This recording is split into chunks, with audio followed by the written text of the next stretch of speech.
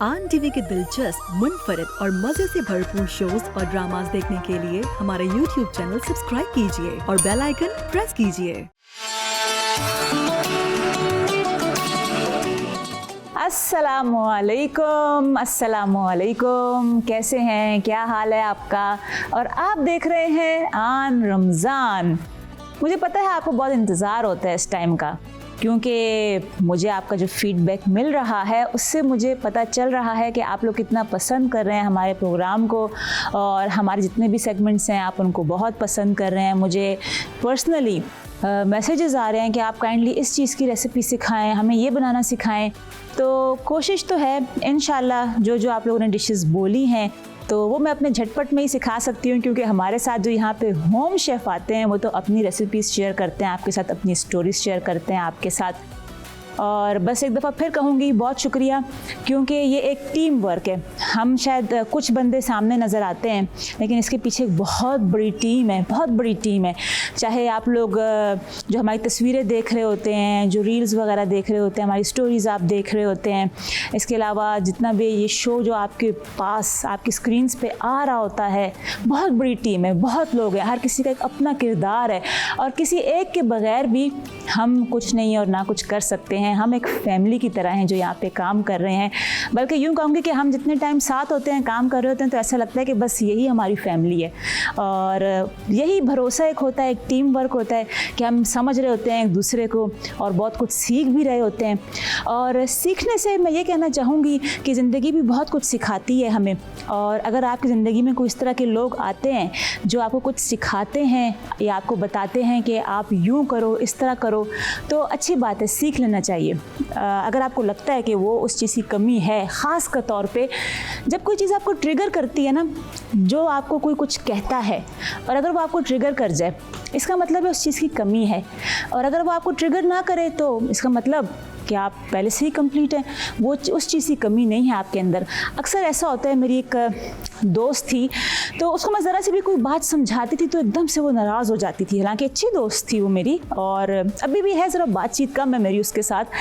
तो कहीं किसी और से भी मिलना तो उसने कहना वो ऐसे कह रहा है, मेरे बारे में यूँ कह रहा है, मुझ में ये कमी है, यूँ है, मुझे सुना रहा है। तो मैंने उसको बोला, देखो एक बात याद रखो, अगर तुम्हें कोई चीज़ ट्रिगर करती है ना किसी की, तो इसका मतलब है कि तुमने सेल्फ वर्क करना है। अपनी उस खामी को अपने अंदर ही पूरा करो, या तुम्हारे अंदर जो वो एक कॉन्फिडेंस नहीं है या जो एक कमी है उसको तुम पूरा करो तो तुम ठीक हो जाओगी। तो आप यकीन करें, खैर उसने काफ़ी काम किया। ये एक सेल्फ हीलिंग जर्नी होती है जिस पे हमें मेहनत करनी पड़ती है, काम करना पड़ता है। और जब आप ये करने लग जाते हैं तो एक स्टेज ऐसी भी आती है कि अगर आपको कोई कुछ कहेगा भी तो वो आपको ट्रिगर नहीं करेगी। अगर नहीं करेगी तो इसका मतलब आपके जो सोल का वो पार्ट हील हो चुका है, और जो चीज़ ट्रिगर कर जाए आपको तो आपको वहाँ काम करने की ज़रूरत है। बस एक छोटी सी बात थी, मुझे कहते कहते याद आ गई, तो मैंने कहा शेयर करूँ आप सबके साथ। क्या पता कोई हो, किसी को शायद सुनना चाहता हो कोई ये बात, और ये बात जो छोटी सी है वो उसके लिए कोई एक विल पावर बन जाए। करना तो आपने खुद है जो करना है, और आप में बहुत ताकत है, आप बहुत कुछ कर सकते हैं और अपने आप को बदल भी सकते हैं। ज़िंदगी का तो मज़ा ही यही है कि हम जब चाहें ख़ुद को बेहतर से बेहतरीन बना सकते हैं। और यही हमारी भी कोशिश है यहाँ पे माह रमज़ान में, कि हम ख़ुद को बेहतर से बेहतरीन बनाएं आपके लिए और अपने लिए भी, क्योंकि हम भी बहुत कुछ सीख रहे हैं। और ये सफ़र बहुत ही खूबसूरत है जो गुज़र रहा है। बस कभी दुख इस चीज़ का होता है कि ये ख़त्म हो जाएगा बहुत जल्दी और बस यादें मेरी रह जाएंगी।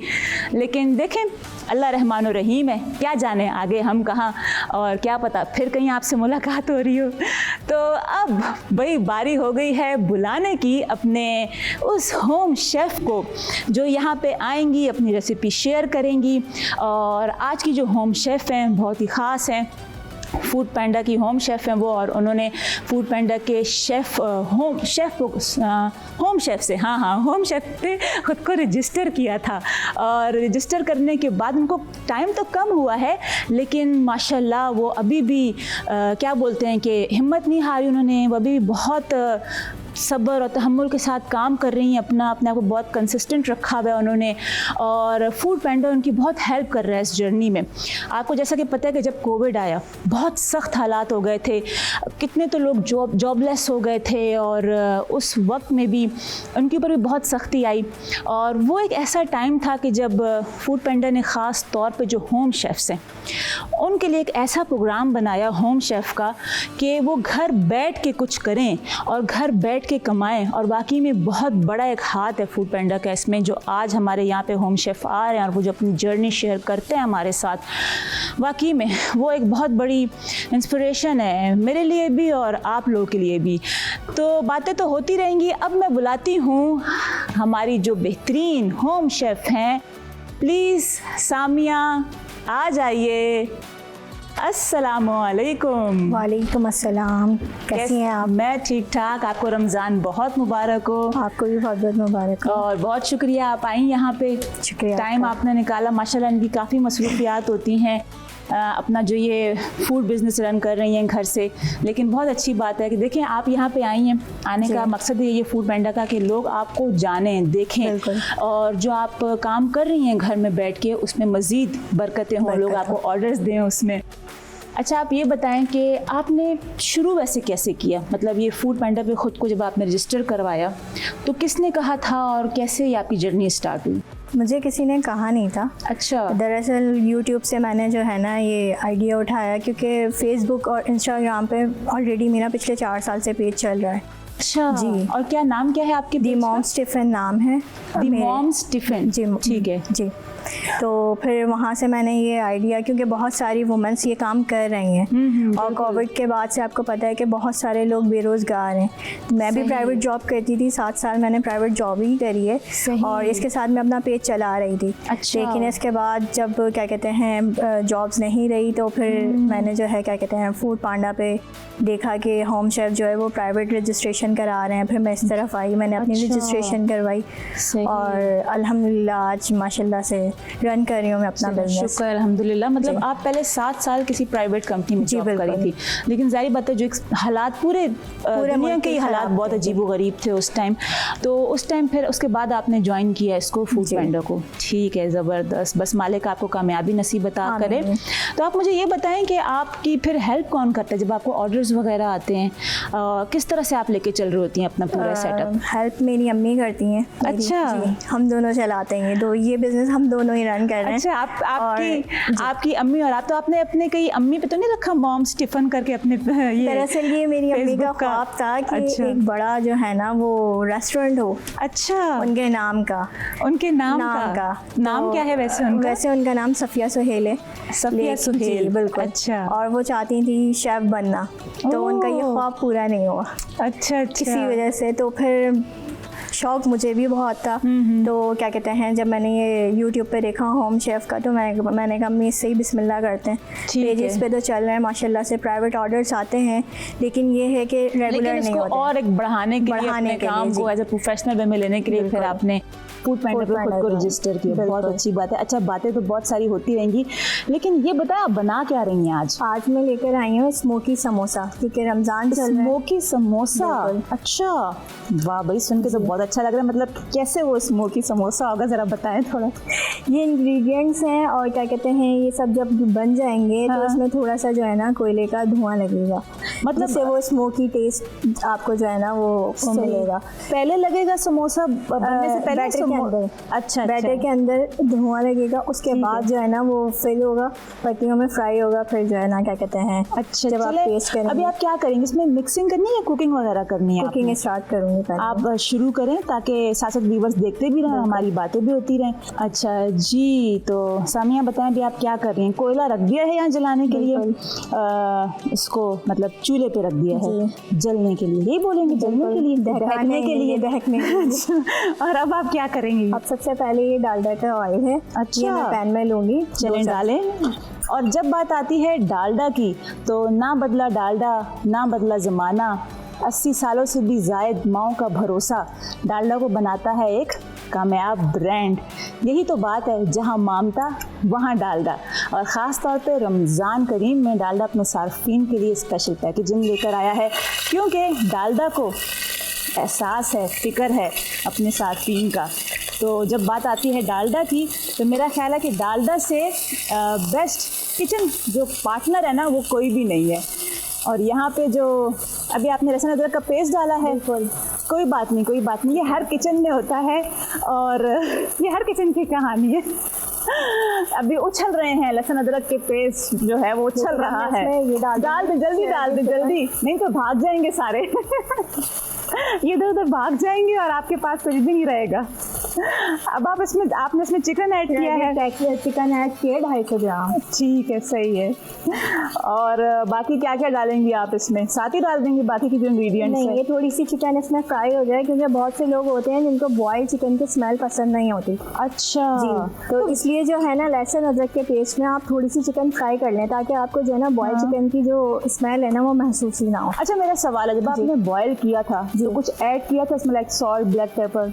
नहीं, कुछ भी नहीं, बस नहीं, ये बस बॉइल्ड चिकन है। अच्छा ठीक है, इसलिए अभी आप इसको कुक कर रही हैं इसमें, ताकि वही आप वाली बात है जो क्या बोलते हैं कि स्मेल या हीट कुछ लोग बोलते हैं जो आती है लोगों को ना, तो वो खत्म करने के लिए थोड़ा सा ये इसमें कुक हो जाएगा, सौते हो जाएगा, तो इसमें एक और अच्छा सा अरोमा आ जाएगा जिंजर गार्लिक पेस्ट का। ठीक है।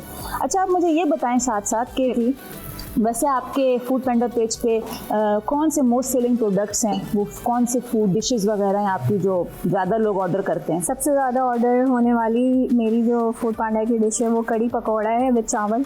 कड़ी पकौड़ा विद चावल है माशाल्लाह। और अगर रोटी के साथ चाहिए तो यानी वो चावल के साथ ही आप ऑफर करते हैं? बिल्कुल, चावल के साथ। बॉइल्ड राइस होते हैं? जी, बॉइल्ड राइस होते हैं। अच्छा। लेकिन बहुत से ऐसे कस्टमर हैं जिन्होंने डिमांड करी है कि आप कड़ी पकौड़ा अलग से दें और विद रोटी, लेकिन कॉम्बिनेशन ये दरअसल जो कड़ी पकौड़ा का है वो चावल के साथ ही अच्छा लगता है। तो उसके ऊपर भी हम वर्क कर रहे हैं ताकि जो है ना, मैं तो रोटी के साथ खाती हूँ। अब वो भी पता है कैसे खाती हूँ, रोटी तोड़ के उसमें ना जो कड़ी होती है ना, मतलब पकौड़ा नहीं, कड़ी उसमें डाल देती हूँ और उसमें चाट मसाला डाल के और फिर मैं खाती हूँ, बहुत मज़े का लगता है वो। आप ऑर्डर करिएगा मेरे रेस्टोरेंट से, वो वैसी खट्टी होती है, आपको ज़रूरत ही नहीं पड़ेगी।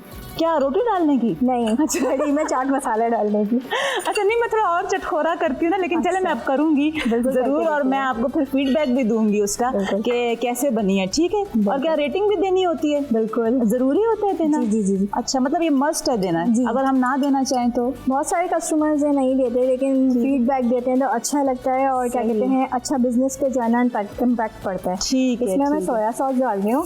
ठीक है। कम से कम 1 चमचा। ठीक है, सोया सॉस आपने डाल दिया। और क्या डलेगा इसमें? इसमें विनेगर डलेगा।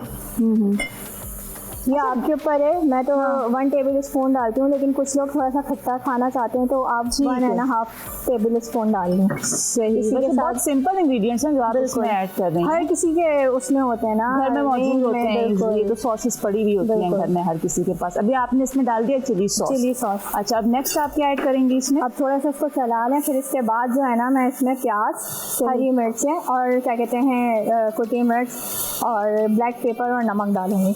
ठीक है, चलिए वो भी डाल दें आप इसमें कुछ साथ साथ। और अच्छा, मुझे ये बताएं कि क्या आपको बल्क में भी ऑर्डर्स आते हैं? बिल्कुल। कितने, मतलब कितनी क्वांटिटी होती है, नंबर ऑफ क्वांटिटी क्या होती है उसमें? बल्क में जैसे 70 to 50 लोगों का ऑर्डर तैयार कर दें, पेज पर आते हैं। अच्छा, माशाल्लाह। बिल्कुल, बर्थडे पार्टी के ऑर्डर्स मिलते हैं मुझे, और क्या कहते हैं मिलाद के, छोटी मोटी तकरीब जो है ना वो ऑर्गेनाइज करने के लिए। सही। अच्छा। तो फिर आप किस तरीके से, जिस तरह आपने बताया आपकी मदर हैं और आप ही है ना जो मेन्यू किचन देख रहे होते हैं? जी बिल्कुल। इतना आपको ऑर्डर आ जाते हैं? तो फिर मेरी सिस्टर है, मैरिड है मेरी सिस्टर, वो साथ ही रहती हैं। अच्छा, फिर आप उसको घर से बुला लेती हैं कि आ जाओ? घर से बुला लेती हूँ कि आ जाओ भाई मेरी मदद करने, मेरे पास तो कोई कमीशन होता है उसका? नहीं। ओहो, ये तो गलत बात है ना। प्याज डाल दी हमने इसमें, अब हम इसमें 1 चमचा हरी मिर्च डालेंगे। अच्छा, अब आप हरी मिर्च डाल दें। ठीक है। वैसे रेसिपी तो बहुत अच्छी है और नो डाउट जरा डिफरेंट सी है, ये देख कर ही बहुत अच्छी लग रही है। अच्छा, मैं चूल्हा देखें, आई थिंक ये हो गया है कोल, है ना? अभी थोड़ा सा करते हैं। अच्छा, ठीक है। 1 टेबल स्पून जो है वो डालेंगे कुटी मिर्च, छोटी लाल मिर्च डाल दें। अच्छा, ये आपने क्या क्रीम रखी है? क्या चीज़? बिल्कुल, ये क्रीम है। ये भी ऐड होगी इसमें? ये होगी। सही। इससे थोड़ा सा टेक्सचर जो है ना वो क्रीमी सा आएगा, जरा सॉफ्ट सा हो जाएगा, क्रीमी सा टेक्सचर। सही। और ये नमक हल्दी जायका। सही, ठीक। अच्छा बस हो गया, इंग्रेडिएंट्स डल गई सारी इसमें? सारी। बहुत ही सिंपल इंग्रेडिएंट्स हैं। मेरी अम्मी बोलती हैं कि वो इंग्रेडिएंट्स बनाओ जो सबकी रेंज में हो। रेंज में हो, बिल्कुल, सब और उसी बना में सके। जायका निकालो। उसी अच्छा, में जायका निकालो। और वो जो है ना नए क्योंकि देखिए आजकल तो बहुत सारी तरह की इंग्रेडिएंट्स हैं जो नहीं भी मिलती हैं। नहीं जिस तरह मिलती। इंपोर्ट का मसला चल रहा है, तो उसमें भी जो इस तरह के इंग्रेडिएंट्स हैं जो हम लोग यूज़ कर लेते हैं अपनी रेसिपीज़ में और वो नहीं मिलती, तो उसका ऑल्टरनेट निकालना बहुत मुश्किल हो जाता है। क्योंकि उसका जो फाइनल प्रोडक्ट जो टेस्ट होता है ना, वो बस आप समझें फिर वो बात नहीं रहती है। तो कोशिश करें कि वो भी चीज़ इस्तेमाल करें जो इजीली अवेलेबल हो आपके पास। बिल्कुल। चलें सामने आप ये करें कुकिंग, मैं दोबारा से आती हूँ आपके पास और व्यूअर्स को बताएंगे कि कैसे बनेंगे हमारे ये जो स्मोकी समोसा या धुआंधार समोसा, जो भी आप कहें, बस लगना धुआं है इसको। और हम ले रहे हैं एक ब्रेक, हमारे साथ ही रहिएगा, देखते रहिए आन रमज़ान। Welcome back. आप देख रहे हैं आन रमज़ान और आपका बहुत ही फेवरेट सेगमेंट जिसमें हेल्थ एक्सपर्ट डॉक्टर वजाहत अपनी हेल्थ टिप्स हमारे साथ शेयर करते हैं, आपके साथ शेयर करते हैं और बहुत अच्छा फीडबैक हमें मिल रहा है उसका। और मैं इस तरह करती हूँ कि आज मैं बुला लेती हूँ डॉक्टर वजाहत को, क्योंकि आज का भी टॉपिक बहुत इंपॉर्टेंट है जिस पे हम डिस्कशन करेंगे और आज मुझे तो लगता है कि हमारे माशरे में बहुत ज़रूरत है उस टॉपिक को। तो प्लीज़ डॉक्टर वजाहत आए, प्लीज़ ज्वाइन करें आप हमें। अस्सलामुअलैकुम। क्या हाल है, कैसे हैं आप? हमेशा की तरह अल्लाह का लाख एहसान है, शुक्रगुजार है कि बहुत अच्छे हैं और रमज़ान जो है बहुत अच्छी तरीके से गुजर रहे हैं। लेकिन मुझे तो थोड़ा दुख है आज किस बात का? इतनी तेजी से रमज़ान जा रहे हैं, आधे से ज़्यादा चले गए वाकई में और फिर एक साल इंतजार करना पड़ेगा। मैं तो कहता हूँ अभी माहौल जमा है, ऐसे ही है ना? अच्छा, मुझे भी दुख इसलिए कि काफ़ी टाइम हमारा यहाँ पे गुजरता है। सही बात। आपके साथ इतनी भी टीम है तो एक फैमिली जैसा हिसाब हो जाता है हमारा। बिल्कुल, और बिल्कुल। बाद में फिर ये यादें रह जाती हैं, बस यादें रह जाती हैं। सही बात है और बहुत मज़ा आ रहा है, बहुत मज़ा आ रहा है। और ख़ास तौर पे हमारा जब बहुत अच्छा लगता है जब हमारे नाज़रीन हमारी इस मेहनत के बेस पे जब वो फीडबैक देते हैं ना, बिल्कुल बताते हैं कि आपको ये चीज़ अच्छी लगी थी, वो चीज़ अच्छी लगी थी, तो ऐसा लगता है कि हमारे अंदर जो है वो पेट्रोल सा भर गया है। बिल्कुल। और वजह ये भी कि अगर मुझे कोई कहता है कि आप इस चीज़ को थोड़ा इम्प्रूव कर लें, इसको ऐसा कर लें, तो मैं भी उसको as a positive plus point में लेती हूँ कि इसका मतलब है कि हम अच्छा है, हम और इम्प्रूव करेंगे। और ये तो ज़िंदगी के साथ चलता रहता है और ये उनकी मोहब्बत है जो अपनी राय का इजहार हमारे साथ करते हैं। बिल्कुल। और हम देखो ना, हमेशा हमें अपने आप को शीशे में देख के अच्छा ही लगेगा। हम अपने खदोखाल खुद निकाल नहीं सकते हैं। बिल्कुल। कोई दूसरा है जो हमें भी क्रिटिसाइज करे तो हमें समझ आए, लेकिन उसके लिए भी हौसला चाहिए। और उसी से एंजाइटी होती है वही, और उसी से एंजाइटी होती है। और यही आज का टॉपिक, बेहतरीन टॉपिक है जो आप लेकर आए हैं, जिस पे हम डिस्कशन करेंगे कि थोड़ा आप ये भी बताएं कि एंजाइटी है क्या चीज़, थोड़ा सा, क्योंकि बहुत मुझे ऐसा लगता है कि लोग एंजाइटी डिप्रेशन को शायद साथ मिला देते हैं, कंफ्यूज होते हैं इस चीज़ में। पहले ये बताएं कि एंजाइटी क्या है। बिल्कुल। सबसे पहले तो मैं यही बताऊं कि हम लोगों से फीडबैक ले रहे हैं, आप अपने टॉपिक्स बताएं जो आपको लगता है कि हम डिस्कस करें। तो उसमें से ही ये एक सिलसिला था, मुझे किसी ने कहा था कि आप एंजाइटी पे बात करें। जी देखिए, अगर आप देखें एंजाइटी, स्ट्रेस और डिप्रेशन, ये जो तीनों चीज़ें हैं ना, आम लोग इसको बहुत एक जैसा समझ रहे होते हैं। बिल्कुल। लेकिन अगर आप साइकियाट्रिस्ट से पूछें या कोई ऐसे माहिर है जो नफ्सियात है, आप उससे पूछें तो वो आपको बताता है कि एंजाइटी एक डिफरेंट चीज़ है। अच्छा। इसमें जो है ना, असली चीज़ जो है घबराहट है। घबराहट है, टेंशन हो गई, किसी भी काम करने की जो बहुत ज्यादा घबरा रहे होते हैं लोग, परफॉर्म नहीं कर पा रहे होते, ठीक है, इतनी सी परेशानी है और आप उसको इतनी परेशानी करके सोच रहे होते हैं। मतलब सोच के हम उसको बढ़ा देते हैं परेशानी को। बिल्कुल। एक्स्ट्रा वरीनेस जिसको कहते हैं ना। अच्छा। कि अब आमतौर पे मैंने एक कुर्ता पहनना है अपने शो के लिए और मैंने थोड़ी सी एंजाइटी होनी है कि यार मेरा कपड़ा आ गया नहीं आया, और जनाब अली मैंने उसको देखा कौन सा पहनूं और मैं विद इन फ्यू मिनट्स वो डिसाइड कर लूं कि मैंने क्या करना है। अच्छा। लेकिन कुछ लोग इतने एंशियस होते हैं, इतने एंजाइटी में होते हैं कि वो फैसला नहीं कर पा रहे होते। मैं ये कर लूं, नहीं ऐसा कर लेता हूँ, वैसा कर लेता हूँ, क्योंकि ये जो चीज़ है ना फिर आदमी को फैसला करने में बहुत डिले कर देती है और उनके फिर आम जो काम काज होते हैं वो बहुत हर्ष हो रहे होते हैं और इसी को कहते हैं यार, इसको थोड़ा एंजाइटी रहती है। तो डॉक्टर बजाज, अक्सर मैंने ये भी देखा है कि बहुत से लोग इस तरह करते हैं जो बड़े फैसले भी नहीं कर पाते, चाहे बिजनेस को लेकर हो जाए या फर्ज करें उन्होंने कहीं प्रॉपर्टी में सेल करना है, कहीं कुछ लेना है, तो क्या इसका भी ताल्लुक एंजाइटी से? वो कहते हैं कि हम नहीं कर सकते या हमसे हो नहीं पाएगा। बिल्कुल बिल्कुल, देखिए ना, छोटी छोटी चीजों से अगर आप स्टार्ट लेते हैं तो वो एक टाइम पे बड़ी चीजें बन जाती हैं, ठीक है ना। और एंजाइटी की जो एक छोटी सी और पॉइंट है वो ये है कि आप जरूरत से ज्यादा सोचते हैं, एक्सेसिव थॉट्स रहती हैं आपके दिमाग में। आपको जाके शॉपिंग करनी है छोटी सी चीज की और आप जाके बैठे हुए परेशान हैं, ये ले लूं वो ले लूं ये, तो जनाब वाली जो काम 10 मिनट का होता है वो काम आप 50 मिनट तक ले जाते हैं और आप फिर भी खड़े हुए होते हैं कि मुझे समझ नहीं आ रहा मैं क्या करूं, फैसला नहीं कर पा रहे होते हैं। और ऐसे जो लोग हैं वो दो जगह पर बहुत परेशान रहते हैं। अच्छा। नंबर एक, शादी और रिश्तों के मामले में ये लोग जो है ना बेचारे अपनी उम्रें गुजार देते हैं क्योंकि फैसला नहीं कर पा रहे होते।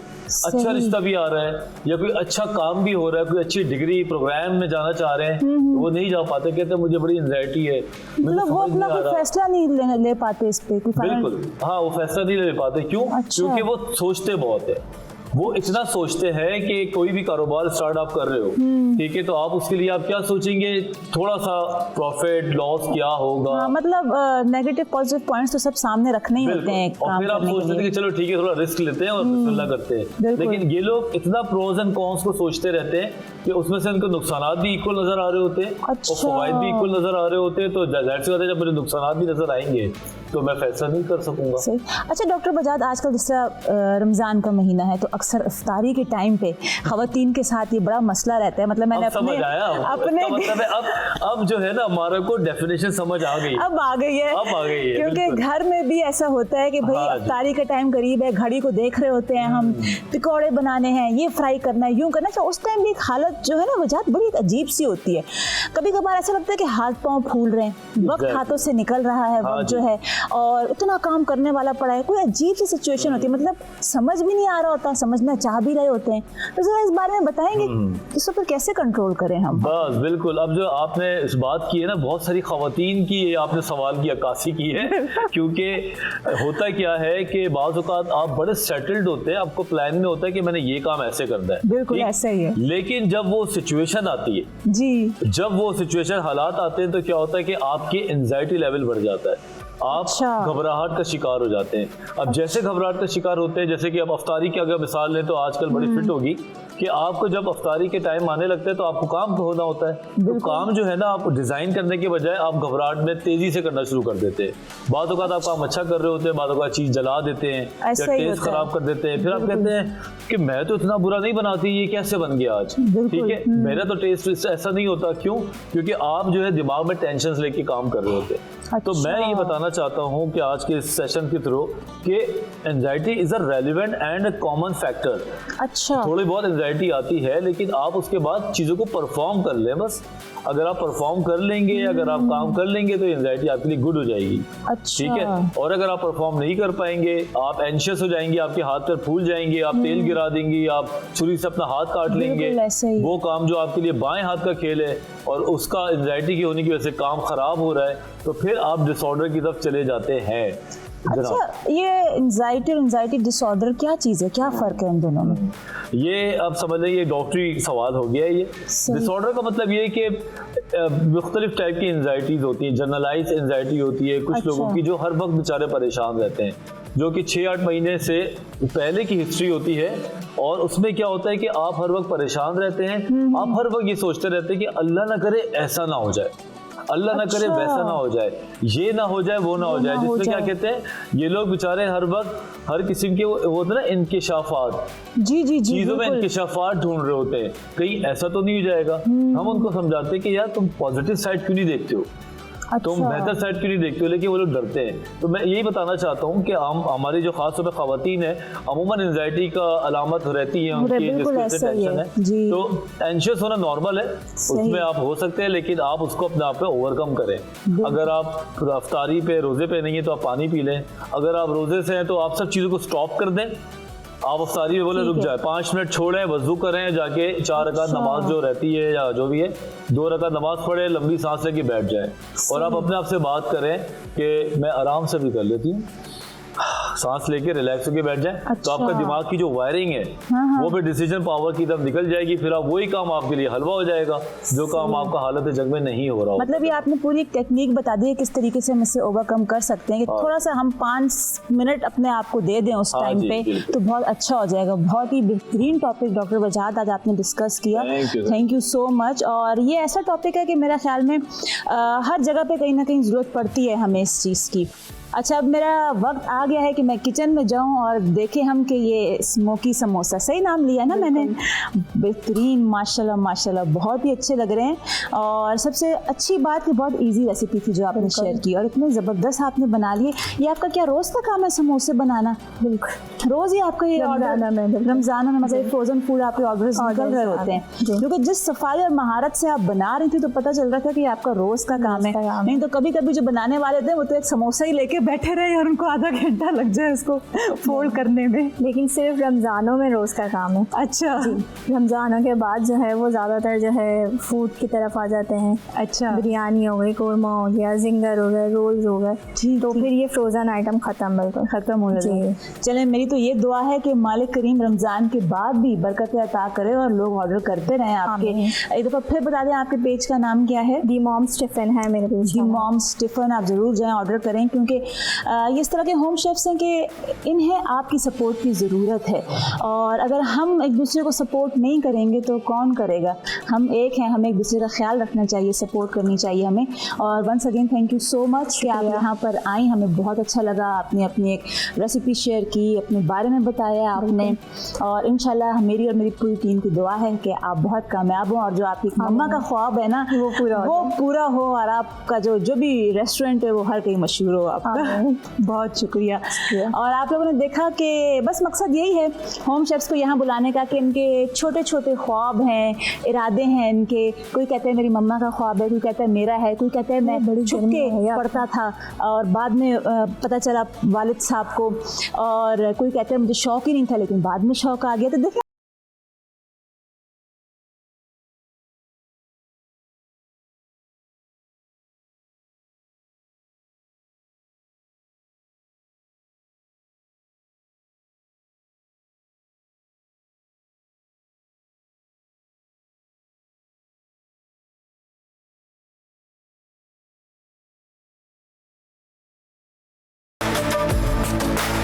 वेलकम बैक, हम वापस आ गए हैं, जैसे गए थे वैसे आ गए हैं और आप देख रहे हैं आन रमज़ान। और अब बारी है, अब तो आपको भी याद हो गया होगा कि अब किस चीज़ की बारी है, झटपट रेसिपी की बारी है। और मैं बढ़ रही हूँ अपने किचन में और आज मैं आपके साथ क्या रेसिपी शेयर करूँगी? आज मैं शेयर कर रही हूँ चिकन रोल। मतलब रोल वो वाले रोल नहीं है, देखिए बात वही है, नाम जो भी दे दें ये आपकी मर्ज़ी है। मैंने चिकन रोल नाम दे दिया है, इसको क्रॉकेट्स भी कहते हैं, उस टाइप की चीज़ है।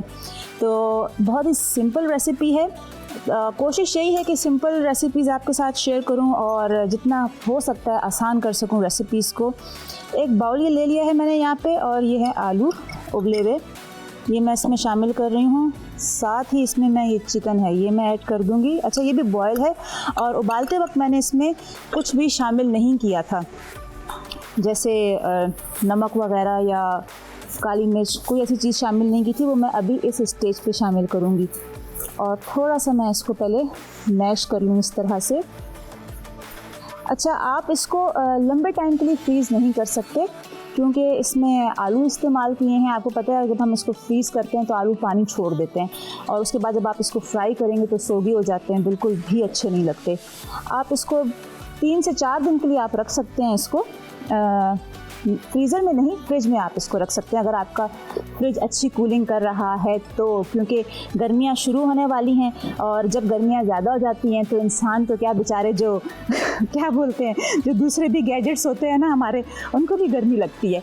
और मुझे याद है एक दफ़ा मेरा फ्रिज ख़राब हो गया, बहुत अच्छा वैसे फ्रिज है मेरा, लेकिन एक दफ़ा वो ख़राब हो गया तो मैंने बुलाया फ्रिज सही करने वाले को, तो उसने मुझे बोला कि मैडम आप इसको ना पंखे के नीचे रखा करें।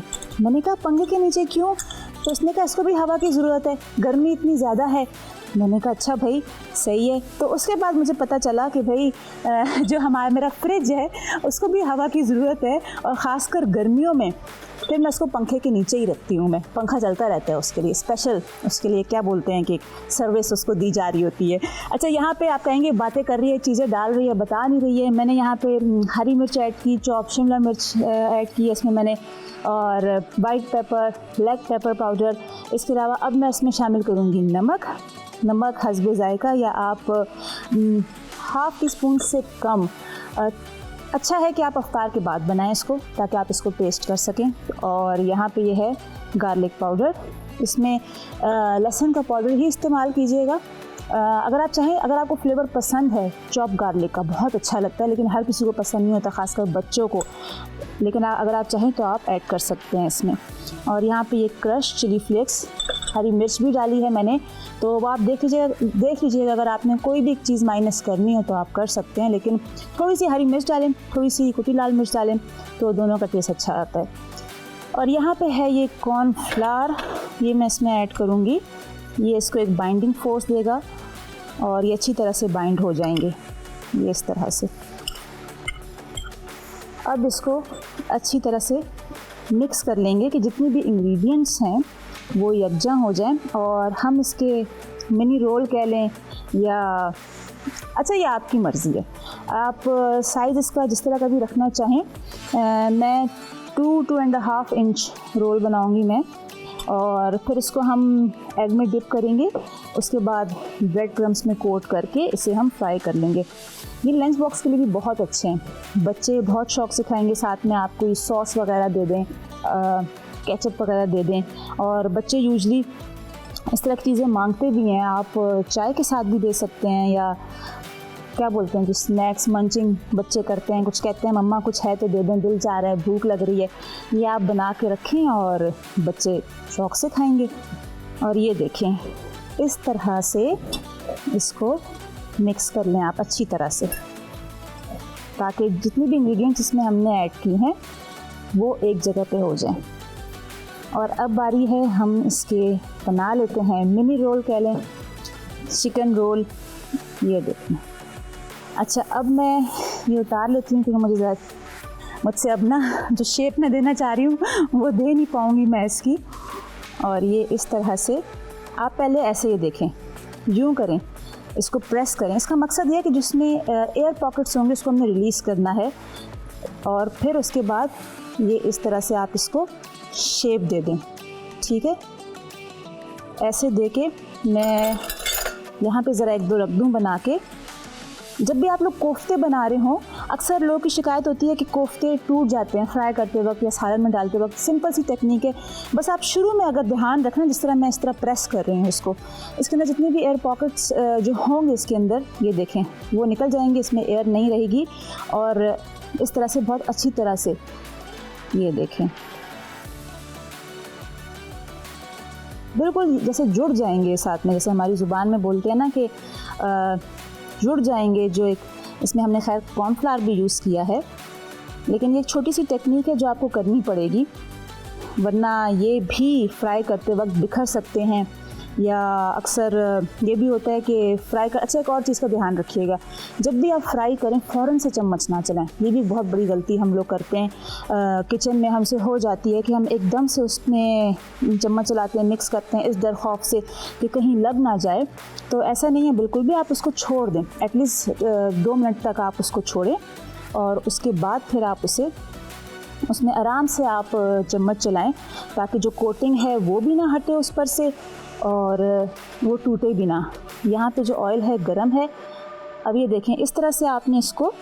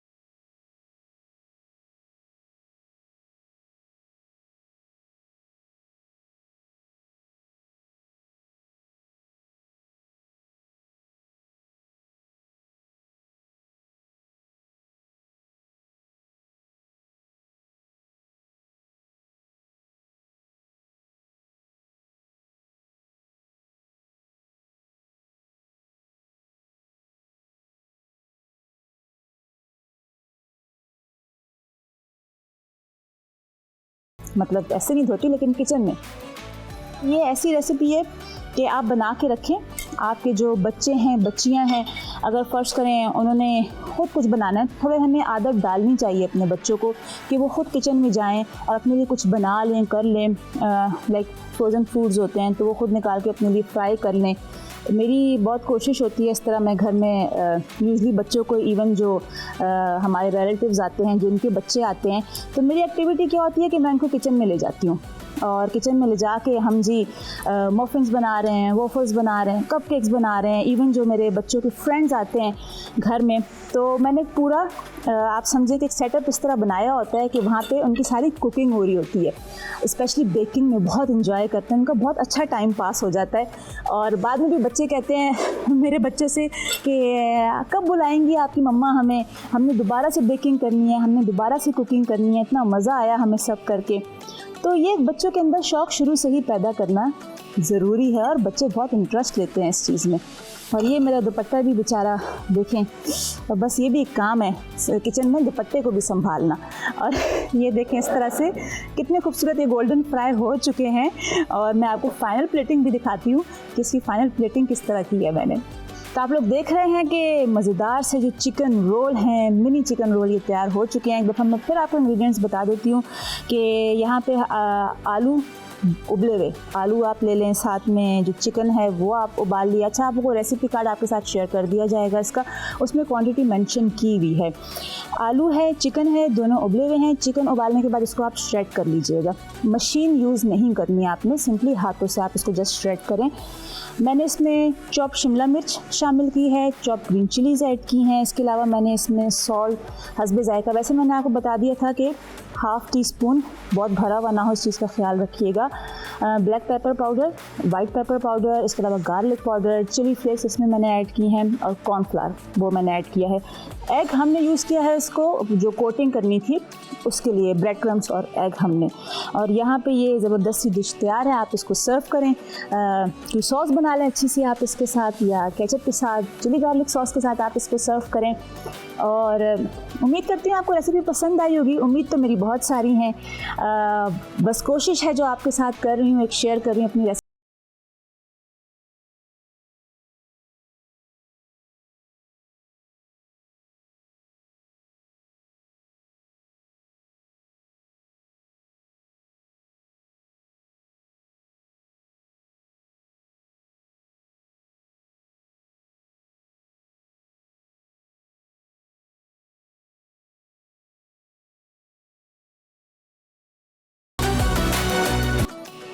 वेलकम बैक, और आप देख रहे हैं आन रमज़ान। और जैसे मैंने बनाई झटपट रेसिपी आपके लिए, आपके साथ शेयर की, उसी तरह देखें झटपट से हम आ गए अपना एक दूसरा सेगमेंट लेके, और आपका है फेवरेट सेगमेंट जिसका सिर्फ आपको ही नहीं मुझे और वजाहत को भी होता है बहुत बेसब्री से इंतजार। जनाब क्यों ना हो, क्योंकि हम इससे बुलाते हैं अपनी फेवरेट सेलिब्रिटी को, जो कि वो आते हैं और अपने बारे में, अपने लाइफ स्टाइल के बारे में बताते हैं, और वो सवाल जो शायद वो किसी और चैनल पे नहीं बताते, वो यहाँ पे बता के जाते हैं। और हम देखिए मज़ा इस बात का है यहाँ हमारे शो का कि वो ऐसे से अपने एक लाइफ एक्सपीरियंस शेयर करते हैं, ऐसी बातें करते हैं। और वैसे ये हमारा कमाल नहीं है वो बातें निकलवाना और उनसे। जी बिल्कुल, अब हम अपनी तारीफ अपने मुंह से थोड़ी कर सकते हैं। भाई क्या बात कर रही हैं आप, फिर हम खुद नहीं कर ये लोग करेंगे ना हमारी तारीफ जो हमें देख रहे हैं। प्लीज आप बताएं, अपना फीडबैक दें, क्योंकि बहुत जरूरी है आपका फीडबैक। वजाहत फिर बुला लेते हैं झटपट से, मेरा ख्याल है। और बुलाने से पहले मैं ये कहना चाहूँगा कि जिस ड्रामे में काम किया वो ड्रामा हिट कर दिया वाकई में, ठीक है। बल्कि मैं ये बोलूँगा कि उनका होना ही ड्रामे में कामयाबी की जमानत बनता चला गया। शुरू से मेहनत की, और मेहनत के साथ जनाब इतनी जल्दी चीज़ों को अचीव किया कि अब अगर वो किसी ड्रामे में होते हैं तो लोग कहते हैं बस ये तो ड्रामा जो है वो हिट हो जाएगा। और उनकी अपनी ज़ाती एक्टिंग हमारा मुझे बहुत अच्छी लगती है। और अच्छा ये भी है वजाहत के जो एक डिफिकल्ट कैरेक्टर्स होते हैं वो उनको इतनी खूबसूरती से निभाती हैं कि लगता है कि जिस तरह वो पता नहीं क्या करती है, मैं पूछूंगी वैसे किस तरीके से कर लेती हैं। बस सही, फिर बुला लेते हैं या खुद ही हम लोग इंट्रोडक्शन ही देते रहे? नहीं बुला लेते हैं, मेरा ख्याल है, नहीं तो हम बोलते ही रहेंगे यहाँ पे। तो जनाब बगैर किसी इंतज़ार के हम बुलाते हैं अपनी बहुत ही अच्छी सी टीवी आर्टिस्ट जो हमारे साथ आई हुई है, सोनिया हुसैन। Please welcome. अस्सलाम वालेकुम, रमज़ान मुबारक आप लोगों को। Thank you. तो वाज अ लवली इंट्रोडक्शन। आप लोग तो बहुत मैचिंग करके आए हुए हैं। बस इत्तेफाकन हो जाता है। मुझे पता तो मैं भी ब्लू पहन के आती आज। वैसे इन्होंने ये अच्छा नोट किया है ना? जी जी, थैंक यू सो मच। वैसे कैसा लग रहा है हम लोग आपको, ये बताओ। दोनों बहुत अच्छे लग रहे हैं। तो रमजान फील अच्छा सा लग रहा है। हाँ। चले देखिए, तारीफ कर दी ना आखिर। आप कहते ना मियां मिठू बन रहे हैं हम खुद, लेकिन देखिए सोनिया जी ने तारीफ कर दी हाँ, हमारी। सोनिया खुद इतनी अच्छी है, दिल की भी प्यारी है और दिखने भी माशाल्लाह से। आप तो पहली दफा मिले, आपको कैसे पता? हम आपको टीवी पे देखते रहते हैं भाई, क्या बात कर रही है। टीवी से आप बहुत लोगों के दिलों में बसी हुई है। Thank you so much. अच्छा जी, बताया सबसे पहले तो रमजान मुबारक हो आपको। आपको भी बहुत बहुत मुबारक हो। और ये बताइएगा कैसे रमजान का आगाज हुआ और अभी तक कैसे चल रहा है रमजान? बस काम से ही शुरू हो गए थे रमजान। आई थी मैं लाहौर में थी, तो वहाँ पहला रोज़ा मैंने लाहौर में गुजारा। थोड़ा सा वो बुरा लग रहा था कि फैमिली से दूर पहला रोज़ा गुजर रहा है, लेकिन अब क्या करें, काम स्केड्यूल इस तरह से होता है। सही बात। तो हाँ, नहीं अच्छा था, बट इवेंचुअली इस दफ़ा रमजान में पता नहीं लग रहा बिल्कुल भी। मतलब जैसे होता है आपको बहुत ज़्यादा प्यास शुरू हो जाती है, भूख लगना, आई डोंट नो, बट समाउ इस रमजान में इतनी फील नहीं हो रही है। आई थिंक इसमें थोड़ा वेदर भी बेहतर है। अभी वेदर बेहतर, प्लेजेंट है, प्लेजेंट है बिल्कुल। वरना तो मुझे याद है लास्ट 1-2 साल पहले का जाए प्रीवियस, तो जहाँ रोजा शुरू हुआ और जनाब बहुत गर्मी स्टार्ट हो गई। जी जी। तो आप ये बताएं कि आप घर पे आजकल अब कराची वापस आ गए तो फैमिली के साथ ही हैं ऑब्वियसली। जी जी बिल्कुल। आप क्या करती हैं रमजान के टाइम पे, इफ्तारी के टाइम पे, सहरी के टाइम पे? इफ्तारी के टाइम पे इफ्तारी करते हैं। मतलब वो तो हम भी करते हैं, लेकिन क्या बनाती हैं, किचन में जाती हैं, क्या अच्छा, करती हाँ, हैं? ये अच्छा सवाल है। नहीं, बिल्कुल भी किचन में नहीं जाती। लेकिन इफ्तार में भी जी होता है कि जब मैं घर पे हूँ, अभी जैसे पिछले 2 दिन से मेरा ऑफ डेज थे, तो ये था कि थोड़ी बहुत हेल्प करवा दी कुक के साथ, कुछ बना लिया, तो ऑब्वियसली मज़ा आता है क्योंकि सब घर में होते हैं फैमिली साथ। और आई थिंक रमज़ान एक ऐसा त्यौहार होता है कि जब सारी फैमिली एक वक्त में इकट्ठे होके, फैमिली नहीं आप कहीं भी देख लें, इवन मैं अभी मेकअप के बाद जब घर पहुँच रही थी अपने तो मैं देख रही थी कि लोग जो हर जगह हर चीज़ रुक जाती है अपनी जगह पे, तो ये एक बहुत एक आई थिंक पीस का एहसास देता है। नहीं तो मुझे बहुत अच्छा लगता है कि सारी फैमिली इकट्ठा होकर एक साथ इफ्तार करेंगे। अच्छा, कोई एक ऐसा कोई भी आपका आइटम हो गया जो आपको लाजमी चाहिए सहर या इफ्तार में, कि भाई ये तो मैंने लाजमी खाना, इसके बगैर मेरी इफ्तार नहीं होगी या इसके बगैर मेरी सहरी नहीं होगी? या फड्डा पड़ जाएगा। हाँ, या तो फिर फड्डा। आई थिंक इफ्तार में मुझे चाय या कॉफ़ी ज़रूर चाहिए होती है, क्योंकि वो एक पूरा दिन गुजर चुका होता है और आपकी आँख खुलती है। हम इतनी आदत है, अलग अच्छी आदत है ये, तो वो मुझे ज़रूर चाहिए। तो फ्रूट्स मुझे लगता है कि बड़ा ज़रूरी होना चाहिए इफ्तार में, क्योंकि यूजुअली लोग जो फ्राइड चीज़ें खाते हैं, समोसे पकोड़े, वो खाने में तो बड़ा मज़ा आता है, लेकिन उसके बाद इवेंचुअली आपकी तबीयत इतनी ज़्यादा भारी हो जाती है कि आप पूरे सहरी तक एक तो कुछ अच्छा खा नहीं सकते और फिर बहुत हैवी फील करते हैं अगले दिन। तो मुझे लगता है कि शुरू के रोज़े में अगर चलो चीट मील करना भी है तो 1-2 रोज़े में ठीक है, आपने पार्टी कर ली अपने घर में, लेकिन उसके बाद ये लॉन्गर टर्म्स के लिए अच्छी हैबिट बिल्कुल भी नहीं है। तो हमारे घर में ये होता है कि अब किसी को जैसे हमारे स्टाफ जो है काम करने का, उनके लिए अगर कुछ बनना होता है तो बन जाता है, ऊपर हम रखवाते ही नहीं है, कि रखते हैं इंसान खा ही लेता है। अच्छा, मैंने इनके बारे में एक और बात सुनी, ये कभी-कभी खा लेती हैं जब इनका दिल करता है, लेकिन उसके बहुत गिल्ट में चली जाती है और फिर ज्यादा जिम करती है, ऐसा है? मतलब कुछ खा लें तो वैसे तो माशाल्लाह से ये डाइट कॉन्शियस है, हेल्थ कॉन्शियस है, लेकिन कभी-कभी ज्यादा भी खा ले, दैट्स अ टेम्पटेशन। नहीं, बिल्कुल मैं बिल्कुल भी ऐसा नहीं कि हर वक्त ही डाइट पे रहती हूँ। कभी-कभी ये, क्योंकि ऑब्वियसली आपको अपने हैप्पी हार्मोन्स भी रिलीज करने होते हैं और फील करना होता है कि हाँ हम अलाइव है, सही है। लेकिन हाँ खाती हूँ, लेकिन उसके बाद ये कि फिर बहुत लंबा फिर मैं अच्छी गैप भी करती हूँ डाइट के लिए, क्योंकि एक दिन तो चलो चल जाता है, लेकिन एक आप रूटीन बना देते हैं ना, फिर उसको बर्न करना कैलोरी से बड़ा मुश्किल होता है। सहरी की जो बात है, सहरी में मुझे लगता है योगर्ट बड़ा इंपॉर्टेंट एक वो है, क्योंकि उससे होता है कि प्यास नहीं लगती पूरा दिन, ये होता है, और मुझे लगता है कि एक एनर्जी आपके अंदर रहती है।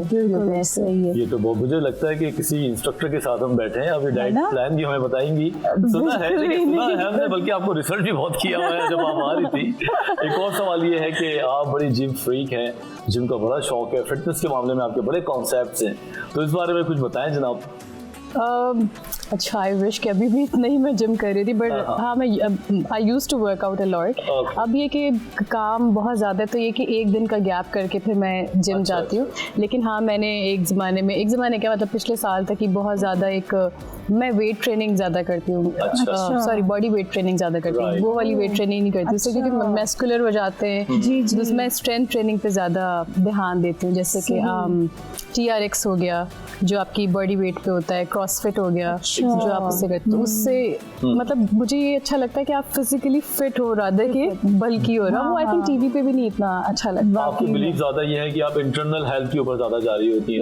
इंटरनल हेल्थ के साथ साथ आपके अंदर स्ट्रेंथ होना बड़ा जरूरी है, स्ट्रेंथ होनी चाहिए क्योंकि हम डाइट भी कर रहे हो तो सारी चीजें होती हैं तो आपको खाना कुछ चीजें ऐसी भी खानी चाहिए जैसे बहुत सारे लोग कहते हैं तुम ब्रेकफास्ट में 2 बॉइल्ड एग्स खाते हो बस इस तरह कहने का बस नहीं 2 boiled eggs it's a complete meal protein सारी चीजें आपको मिल जाती हैं इसके अंदर। वो पराठा नहीं होता ना उसमें लोगों के लिए पराठा नहीं होता। वो गलत कॉन्सेप्ट है ना लोगों को लगता है अच्छा की तो कोई खाना ही नहीं हुआ तो पराठे के बगैर तो नाश्ता ही नहीं हुआ। जबकि न्यूट्रिएंट्स वाइज देखा जाए तो इट्स अ कंप्लीट मील और बहुत देर तक आप उससे स्टफ्ड रहते हैं। बिल्कुल ऐसे ही जनाब। तो पता चला आप लोग को हमारे जो सोनिया है उनकी फिटनेस का रहा है 2 अंडे सुबह डेली नाश्ते में डेली एक के साथ योग एक विदाउट योग। हेलो जी एक के साथ योग और एक के साथ विदाउट। देखिए अब ये भी बता दिए अगर आप लोग चाहते हैं कि आप वैसे ये सवाल है काफी लोग पूछते हैं कि अगर हम 2 अंडे खाएं तो एक की योग निकाल दें या दो खा लें। ये एक लड़ाई प्रॉपर फड्डा है। योग का तो फड्डा बहुत पुराना ये बड़ा पुराना फड्डा। कुछ लोग कहते हैं नहीं खा लेना चाहिए कैलोरीज बहुत ज्यादा होती हैं। हाँ नहीं अच्छा हाँ कुछ लोग कहते हैं बिल्कुल भी ना खाएं। खैर ये इस बात में तो मैं नहीं जाऊंगी क्योंकि एक कर लेना 50-50 रिस्क ले ले अगर कुछ होगा तो आधा ही होगा। एक खा ले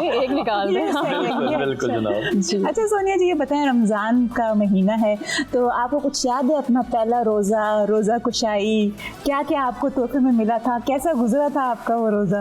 नहीं अनफॉर्चुनेटली मेरा रोजा खुशाई टाइप कोई इवेंट तो नहीं हुआ लेकिन ये कि बस एक दिन उठी थी सुबह और मैंने मम्मी को कहा कि आज बस मेरा रोजा है। अच्छा कैसे रोजा बेटा तुम तो उठी हुई थी बस आज मेरा रोजा है। मतलब सहरी वगैरह में कुछ भी नहीं खाया था क्योंकि कोई रखने नहीं देता था। मैं 7 साल की थी 7 साल की थी माशाल्लाह जब मैंने पहला रोजा रखा था बस शौक में ही रखा था। किसी को देख के रखा था किसी को कॉपी करते थे मतलब ज़्यादा पेरेंट्स रखते थे और फिर मुझे आई थिंक मेरे घर में जो ज़्यादा इन्फ्लुएंस है दीनी तालीम का वो मेरी नानी की तरफ से बहुत ज़्यादा है।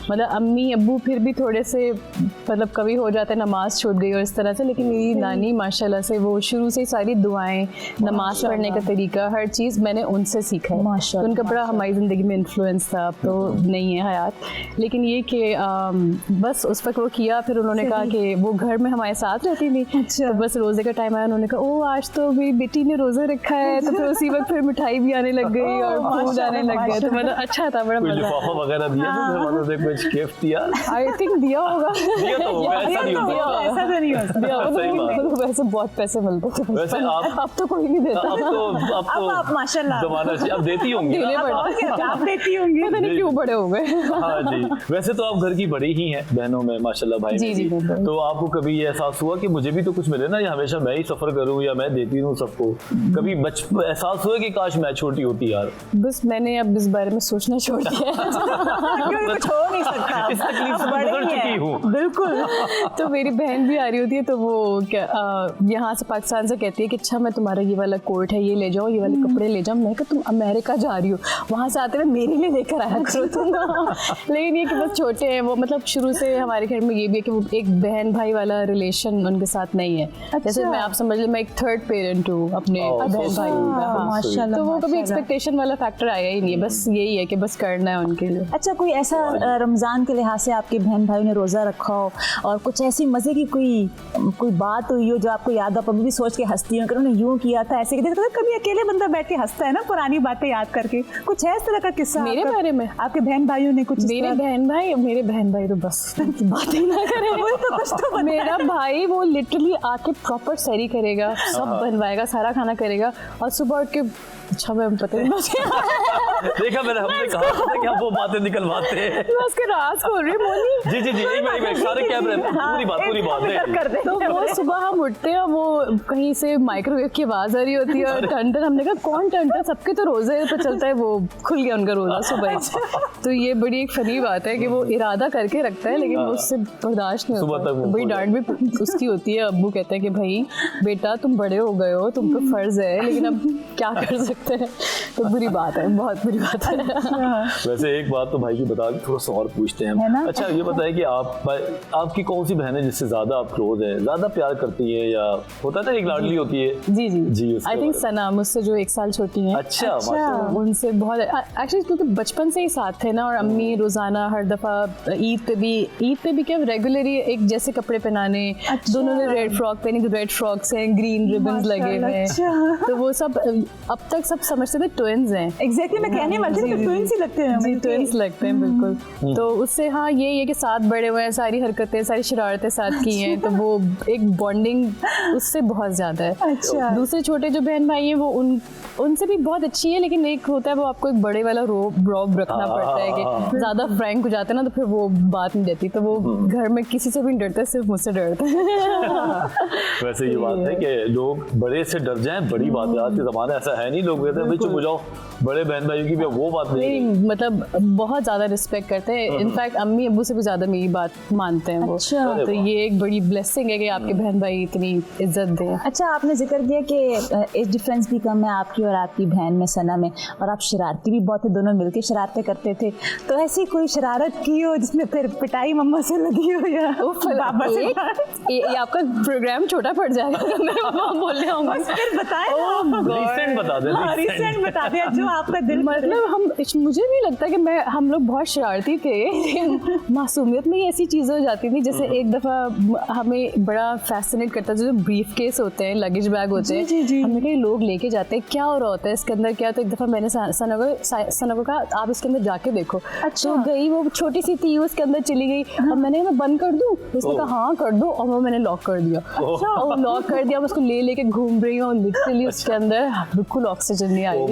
अब उसको ले लेके घूम रही हूँ मजे से, थोड़ी देर बाद वो दब दब दब दब होने लगा और वो लिटरली यूं करके यूं खड़ा हुआ, बैग यूं गिर गया। तो मैं अब खड़ी, मुझे समझ नहीं आ रहा मैं अम्मी को बुलाऊं, बड़ी मुझसे खोल नहीं रहा था। तो खैर इवेंचुअली मैं वहीं खड़े खड़े रोने लग गई। फिर अम्मी आई, उन्होंने कहा क्या किया क्या किया, कहाँ मेरी बेटी कहाँ मेरी बेटी। फिर उन्होंने वो जब बैग खोला तो उसमें से सना बेचारी पूरा पसीना पसीना सा निकली। ओह माय गॉड, ये बड़ी बुरी बात थी। बस ये ऐसी शरारतें होती हैं बहन आपस में। एक दफा मैंने उसको ट्रॉली में के अंदर लॉक कर दिया था। इसमें ट्रॉली में मतलब ये स्टूपिड बात है लिटरली, लेकिन अपने ट्रॉली में लॉक कर दिया लॉक वो इतनी छोटी सी थी कि मैं मुझे दिल करता था उसको हर जगह लॉक कर दूं। लेकिन मतलब बेसिकली ये जो है ना एक्सपीरियंस करती होंगी, कोई क्यूरियोसिटी होती है ना बिल्कुल। कि अभी अंदर जाके कैसी लगती है, मैं देखूं तो सही, फिर बेवकूफ बना के आप अंदर कर देती हूँ। बिल्कुल बड़ी स्टूपिड हरकतें की है बचपन में, लेकिन अब बस तो उस लॉकर में शीशा था, बेचारी बिल्कुल अंधेरे में बंद हो गई थी।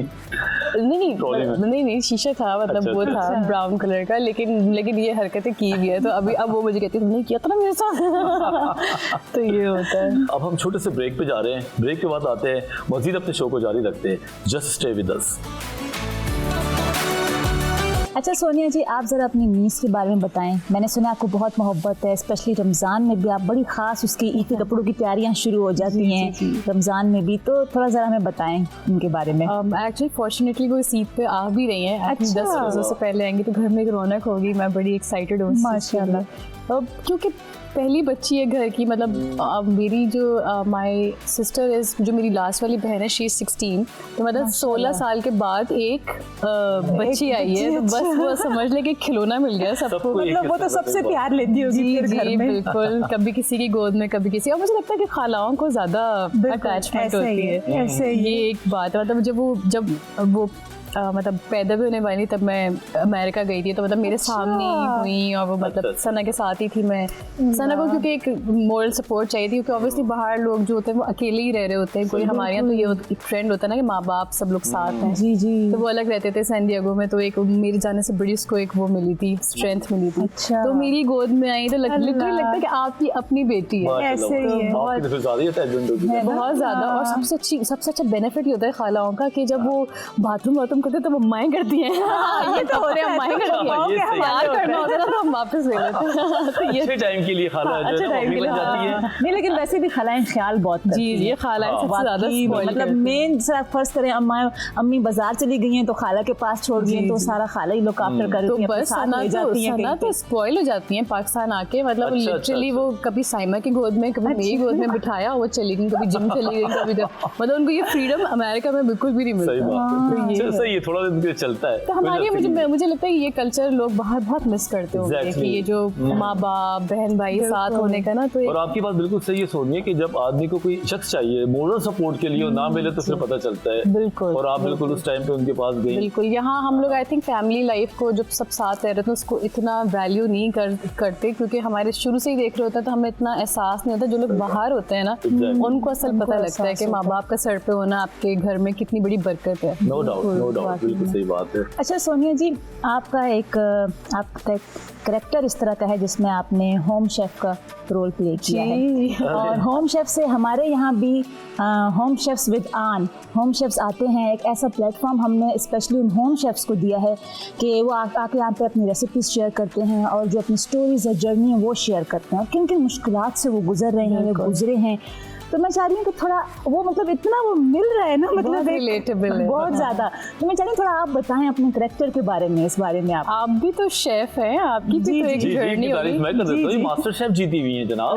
मैं भी शेफ हूँ और वाकई में आपने शुरू से सोचा हुआ था मैं शेफ बनूंगी? शुरू से तो नहीं, मतलब लेकिन कुकिंग का बहुत शौक था मुझे, लेकिन वही बात है कुकिंग करती नहीं थी मैं। तो ये है कि फिर उस तरह से खैर, लेकिन अब मेरे ख्याल में इनको बोलना चाहिए। 10 सेकंड दिए उसके बाद वापस आ जाए। मतलब भी कह रही हूँ ये इनका नहीं, क्योंकि ये आप लोगों से इंस्पायर होकर ही हमने ये स्क्रिप्ट साइन किया था। जब मेरे पास आया था, आई थिंक उस वक्त कोविड का ज़माना था जब मेरे पास ये स्क्रिप्ट आया था, और काफ़ी लोग जो मेरे अपने घर में भी, क्योंकि हमारे यहाँ क्योंकि शेफ़ वगैरह उस वक्त कोई भी काम नहीं कर रहा था, सब छुट्टियों पे थे, वैसे सब गाँव चले गए थे। तो हमने कहीं से किसी ने रेफर किया था कि कोई शेफ़ थी, तो उनके घर से हमारे खाना पक के आता था। अच्छा। तो उन्होंने भी रिसेंटली स्टार्ट किया था क्योंकि उनके घर के हालात बहुत ज़्यादा ख़राब हो गए थे, और वो उनके हस्बैंड कुछ और काम करते थे, उनकी नौकरी छूट गई थी, और फिर लोगों के कोविड में बहुत बुरे हालात रह चुके हैं। तो उन्होंने खुद सोचा कि उन्होंने कहा मुझे खाना बनाने का मेरे अंदर एक स्किल है, तो मैं क्यों ना उसे यूटिलाइज करूँ। तो उन्होंने घर से ही बना के लोगों के घरों में भेजना शुरू किया, और लिटरली आज वो अपना पूरा बिजनेस चला रही है। तो वो एक बड़ी इंस्पिरेशन थी मेरे लिए। फिर मेरे पास जब स्क्रिप्ट आया तो मैंने कहा ये तो बहुत सारे लोगों की स्टोरी है कि जो, तो उसमें फिर ये था कि हाँ हस्बैंड है वो कुछ नहीं करता, तो उसको बताती है कि भाई काम में इज्जत होती है, वरना लोग अगर आपकी भी इज्जत नहीं करेंगे तो मेरी भी इज्जत नहीं करेंगे। तो वो उसको एक मोटिवेशनल स्टोरी है कि जहाँ हस्बैंड वाइफ को लेके चलता है, वहाँ वाइफ भी एक आदमी को खड़ा कर सकती है। तो एक एम्पावरमेंट है खवातीन के लिए। और वो कहानी मुझे इसलिए पसंद आई कि उसमें उसका हस्बैंड की डेथ हो जाती है। तो यूजुअली हमारे यहाँ ये होता है कि जब हस्बैंड की डेथ हो जाती है तो आप अपने पेरेंट्स की तरफ चले जाते हैं, फिर पेरेंट्स आर दी वंस जो आपका ख्याल रखते हैं, आपके बच्चों का ख्याल रखते हैं, किफालत करते हैं। तो क्यों आप जाके अपने पेरेंट्स के ऊपर बैठे जब अल्लाह ताला ने आपको स्किल्स दिए हैं, 2 हाथ दिए हैं, आप खुद उठें, खुद मतलब औरत खुद इतनी स्ट्रांग होती है, वो चाहे क्या नहीं कर सकती, तो वो फिर खुद निकलती है गाड़ी चला के, मतलब हाई रूफ में चला के जाती है, डिलीवरी करना शुरू करती है, और फिर ये कि औरतें अपने बच्चों को भी संभालती हैं। बहुत बड़ी बड़ी स्टोरीज इंस्पिरेशनल जो, तो ये एक तरह से इंस्पायरिंग स्टोरी थी। मतलब आप अगर बेवा हो गए तो जरूरी नहीं कि आप घर पे बैठ जाएं बस कि बस मेरे साथ अब क्या हो गया, विक्टिमाइज्ड हो जाएं। आप लिटरली आप खड़े हो अपने पाँव पे, और फिर ये भी एक मैसेज है कि अगर एक तरफ से पार्टनर चला गया तो जिंदगी में दूसरी शादी की भी गुंजाइश होती है, जिंदगी खत्म नहीं हो जाती। तो it's a very good message I think. बहुत अच्छा, ये तो मैं भी देखूंगा, एंड तक देख, एंड पता है हमें, लेकिन फिर भी देख लेंगे, चलिए कोई बात नहीं। वैसे आपकी जो पर्सनैलिटी है, और डायरेक्टर भी देख के काम देते हैं, जाहिर सी बात है, तो आपकी पर्सनैलिटी में लगता है कि आप भी सेल्फ मेड हैं, आपने भी मेहनत की है, और तवील अरसे के बाद आप माशाल्लाह इस मुकाम पे पहुंची। थोड़ा अपनी जर्नी के बारे में कुछ बताएं ना। जी थैंक यू।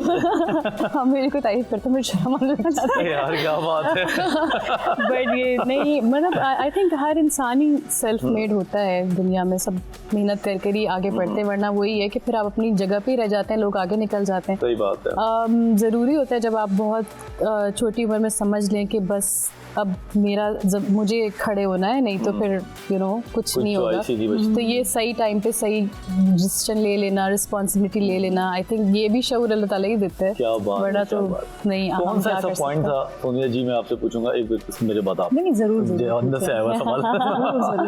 कौन सा ऐसा पॉइंट था आपके अभी तक कैरियर में जहाँ पे आपको बहुत मुश्किल हुई, जहाँ पे नाउमीदी भी नजर आई, या आपको लगा कि यार काम नहीं बन पा रहा, और फिर आप चेंज, कोई ऐसा टाइम आया? मतलब मैंने लिटरली बहुत, आई थिंक ये सवाल कहीं पे भी मुझसे शो पे नहीं हुआ है, ये शायद पहली दफ़ा हुआ है। मैं लिटरली बहुत ज़्यादा चीज़ें की हैं अपनी लाइफ में। मैंने अच्छा ये तो बड़ी लंबी एक कहानी है। नहीं आप बताएं, हम आप ही के लिए बैठे, आप बताएं। मैंने चीज़ें सेल भी की हैं, मैंने ट्यूशंस भी पढ़ाई हैं, फिर मैंने स्कूल्स में जॉब भी की है, और I was very young. I think मैंने काम स्टार्ट किया था जब मैं 8th स्टैंडर्ड में थी, और उसके बाद फिर मैंने अपना स्कूल स्टार्ट किया, बहुत अच्छा। मतलब बहुत बड़े उस पे स्केल पे नहीं था, लेकिन स्टार्ट किया। फिर वहाँ पे टीचर्स को हायर किया, वो चीज़ें हुई। और फिर उसके बाद वो अम्मी ने टेक ओवर कर लिया। उसके बाद जब मैं कॉलेज में आई तो वहाँ पे फिर फाइनली कोई आए थे, उन्होंने कहा आपको ऑडिशन लेना है। अच्छा, तो वहाँ से फिर स्टार्ट किया। और फ़ौरन से वहाँ पे भी फ़ौरन से नहीं हो गया था, मतलब ऑब्वियसली उसमें भी 2 साल लगे इस तरह से चीज़ें। बट ये कि God has always been very blessed to me. और मतलब अच्छी स्क्रिप्ट मिली, अच्छी टीम मिली, अच्छे लोग मिले, चीज़ें जल्दी रिकग्नाइज हुई। वरना आप देखें 10 साल भी हो जाते हैं, लोग रिकग्नाइज नहीं हो पाते। मेहनत करते रहते हो। जी, तो मुझे लगता है कि किस्मत का भी बहुत होता है हाथ। क्या बात है। जी, अच्छा सोनी जी, इतनी कम एज में आपने इतना करेज आया कैसे? मतलब कौन था आपके साथ जो इतना आपको लाइक मोटिवेट करता था या सपोर्ट करता था? क्योंकि बहुत कम एज से ही आपने काम करना शुरू किया और ऐसे ऐसे काम I think being the oldest one in the family, वो एहसास खुद ही आ जाता है आपको कि you know I am the one जिसको ख्याल रखना है सबका। तो वो एक मुझे लगता है कि अल्लाह ताला की तरफ से आपके अंदर एक डाला जाता है कि मैं बड़ी हूँ तो बस बड़ी हूँ। तो सना भी मुझसे 1 साल छोटी है, लेकिन वो सब मतलब वैसे अगर मिलेंगी आप तो आपको ऐसा लगेगा शायद 7-8 साल का डिफरेंस है मेरी और उसमें, क्योंकि वो बहुत जॉली सी है उस तरह से, और मैं घर में ज़रा ऐसे रहती हूँ। वैसे मैं भी बहुत जॉली हूँ लेकिन नहीं, बहुत जल्दी आपको रियलाइज़ हो जाता है कि नहीं, you know you have to take the responsibility now. Wow, क्या बात है। बहुत जब ऐसी बात करते हैं फैमिली की, मैंने देखा जज्बाती भी हो जाती है। नहीं बहुत, और मतलब लगता है देखे कि अपनी फैमिली के साथ बहुत अटैच हैं। उनकी कोशिश होती है कि शायद ज़्यादा से ज़्यादा टाइम आप अपनी फैमिली को दें, अगर मैं गलत नहीं हूँ। बिल्कुल, आई थिंक हम लोग आज जो भी कर रहे हैं, आप यहाँ बैठे अपना घर छोड़कर आए और आप बैठे, हम सब अपनी फैमिली के लिए कर रहे हैं। बिल्कुल, सब कुछ इंसान उन्हीं के लिए करते हैं। मतलब उनकी अगर आप उनको और उनकी मोहब्बत माइनस कर दे तो there's nothing left behind। अच्छा, मैंने ये सुना है सोनिया जी कि अभी रिसेंटली आपने कम ही टाइम हुआ है कि आपने अपने फादर को एक घर गिफ्ट किया है, और ये आपका एक बहुत बड़ा ख्वाब था। क्या बात है। और ये बहुत बड़ा ख्वाब था उनका वजाहत सोनिया जी का। तो ज़रा इसके बारे में बताएंगे, मतलब कैसा ये जो आपने दिया और वो आपके इमोशंस, फीलिंग्स, क्या आपके फादर के तासुरात थे उस टाइम, और एक आपका अपना ख्वाब पूरा हुआ? जी, ज़रा ये बताएं प्लीज। ये तो बाकी जी आई थिंक ये तो बहुत छोटी उम्र से मैंने सोचा था कि ये करना है, लेकिन मतलब जब भी सोचते थे, मतलब आप सोच ही सकते हैं कराची में प्रॉपर्टी लेने का। लिटरली जब कहते हैं अच्छा ये चीज़ इतने की आप अपने पैसे जमा करते हैं, तब आप पूछने जाते हैं वो चीज़ और डबल हो चुकी है। बिल्कुल ऐसा ही है। तो बस ये काफ़ी टाइम लगा इस सब चीज़ों में, लेकिन ये 10 साल लगे मतलब वो करने में। लेकिन ये कि बस अल्लाह ताला ने हाथ पकड़ा। 10 साल तक आपका था कि नहीं मैंने करना ही है, बस देना ही है। और वो जो एक मोमेंट था ना, जिस दिन मैंने किसी को भी नहीं घर में बताया था। लिटरली मतलब सारी चीज़ें घर देखने से लेके हर चीज़ मैंने खुद से ही की थी। कभी भी मैं बस उनसे पूछती रहती थी अच्छा अगर हमारा घर हो तो कैसा हो, ताकि मुझे ये पता चले कि इनके माइंड में क्या है। किस तरह हमारे अब्बू कहते थे वाइट हो, वाइट हाउस हो, तो आप पूछती रहती थी एक आइडिया के तौर पे। ऐसे मैं बाय द वे एक बात करती थी ताकि मैं उस चीज़ों को इनकॉर्पोरेट करूँ जब मैं घर ढूंढ रही हूँ। हमारी थॉट्स को आप इंडल्ज कर रही हो किसी सामने वाले घर के अंदर। हमारी अम्मी को बड़ा पसंद है कि वेस्ट ओपन घर हो, मतलब हवादार हो, सनलाइट बहुत ज़्यादा आती हो, तो उनको ये पसंद है। तो मैंने फिर उसी तरह से फिर एक जगह फिर हमें फाइनली मिल गई। तो वैसे कितना टाइम लगा फिर आपको वो घर ढूंढने में? साल लगा। अच्छा, वो वक्त याद है आपको जब आप अपने फादर को लेके गई? ओहो, वाकई में जो है एक सरप्राइज और वो मोमेंट जरा बताएं कैसा? पूरी डायरेक्शन दे आज बस जरा बताएं कि वो क्या मोमेंट था। बस आई थिंक प्राइसलेस मोमेंट्स होते हैं ये ज़िंदगी के। मतलब मुझे लगता है कि ये वाले जो लम्हात होते हैं ना, ये आप कुछ भी कर लें, ये आप कभी खरीद नहीं सकते। ये बहुत प्राइसलेस चीज़ है। तो मतलब वही अम्मी अब्बू की दोनों की जो एक खुशी होती है। अरे माँ बाप के आगे बच्चे कुछ भी करें ना, कोई उनका औलाद कुछ भी करे तो वो उनको लगता है कि हमारी अचीवमेंट है, ये हमने की है। अच्छा मुझे एक बात बताया, जब आपने ये बताया तो आपकी आंखों में आंसू आया या फादर की आंखों में आंसू आया खुशी के? किसी एक के तो आए हो? मतलब हम सभी रो रहे हैं। मतलब मैं अपने फादर से दिल से बहुत अटैच्ड हूँ, लेकिन हम इतना फिजिकल इमोशन नहीं शो करते एक दूसरे से। थोड़ी सी आपको पता है अभी की जनरेशन में फादर जो है बहुत ज़्यादा फ्रेंडली होते हैं अपने बच्चों के साथ। मतलब लगता है कि हम दोस्तों की तरह ही रहते हैं। लेकिन हम एक हमसे जो पहले की जनरेशन है वहाँ पे जो खासकर वालिद जो होते थे वो एक डिस्टेंस हमेशा रखते थे अपने बच्चों से, तो एक अपना रोब रखने के लिए। तो मोहब्बत बहुत करते थे। मोहब्बत बहुत करते थे, बट आई थिंक ये भी एक तरह से सही चीज़ नहीं है। मतलब ब्रॉप के वक्त ब्रॉप रखना चाहिए, लेकिन वो डिस्टेंस की वजह से क्या होता है, बच्चे ना अपनी मोहब्बत का इजहार करना ना बंद कर देते हैं। बिल्कुल ऐसा वो ही है। डरने लग जाते हैं। बिल्कुल ऐसा बहुत दफ़ा ऐसा होता था कि मैं बताऊं कि उनको मैं कितनी मोहब्बत करती हूँ उनसे, लेकिन वो आपके अंदर एक झिझक आ जाती है। तो मुझे लगता है पेरेंट्स और बच्चों के बीच में इतना बड़ा डिस्टेंस नहीं होना चाहिए। तो बस उस दिन जब मैंने दिखाया कि कह रहे ये क्या है, मैंने कहा ये घर के कागजात हैं। तो वो जो उन्होंने गले लगाया और जो उनके आंसू थे ना, तो ऑब्वियसली वो रोना आता ही है। बहुत ही खूबसूरत बात है, यकीन करें, इसको दिल चाहता है बात किए जाओ जो इमोशंस है, जो फादर की और माँ और बच्चों की जो मोहब्बत है, इससे पढ़ के तो कुछ है। और फिर जब बच्चे कुछ करें अपने पेरेंट्स से, क्योंकि सारी उम्र देखिए पेरेंट्स ही करते रहते हैं, और जब बच्चे करते हैं तो एक अलग ही खुशी का इजहार होता है वालिदैन का। और बच्चे खुद से नहीं कर सकते, आपके माँ बाप की दुआएं ना होना, आप कभी कुछ नहीं कर सकते। बिल्कुल ऐसा, वो दुआ देते ही रहते हैं, बस हर उनको नमाज में दुआ राजी देते ही करना, रहते जी हैं। उनको राजी रखना पड़ता जैसे बहुत इमोशनल हो गए, मैं थोड़ा हाई डोज हो गई है। मैं लो डोज पे आऊँ। अच्छा, अभी हम तो नए होस्ट हैं जी। आपने होस्टिंग भी की है, एक तो हमें टिप भी देंगी आप, दूसरा ये बताएं होस्टिंग भी की। मैंने कहा अभी से ईदी मांग रहे हैं मुझसे। वो भी ले लेंगे आपसे, डोंट वरी। एक्टिंग भी की, डायरेक्शन भी की, होस्टिंग भी की, कौन सी चीजें सबसे ज्यादा जो आपके करीब है?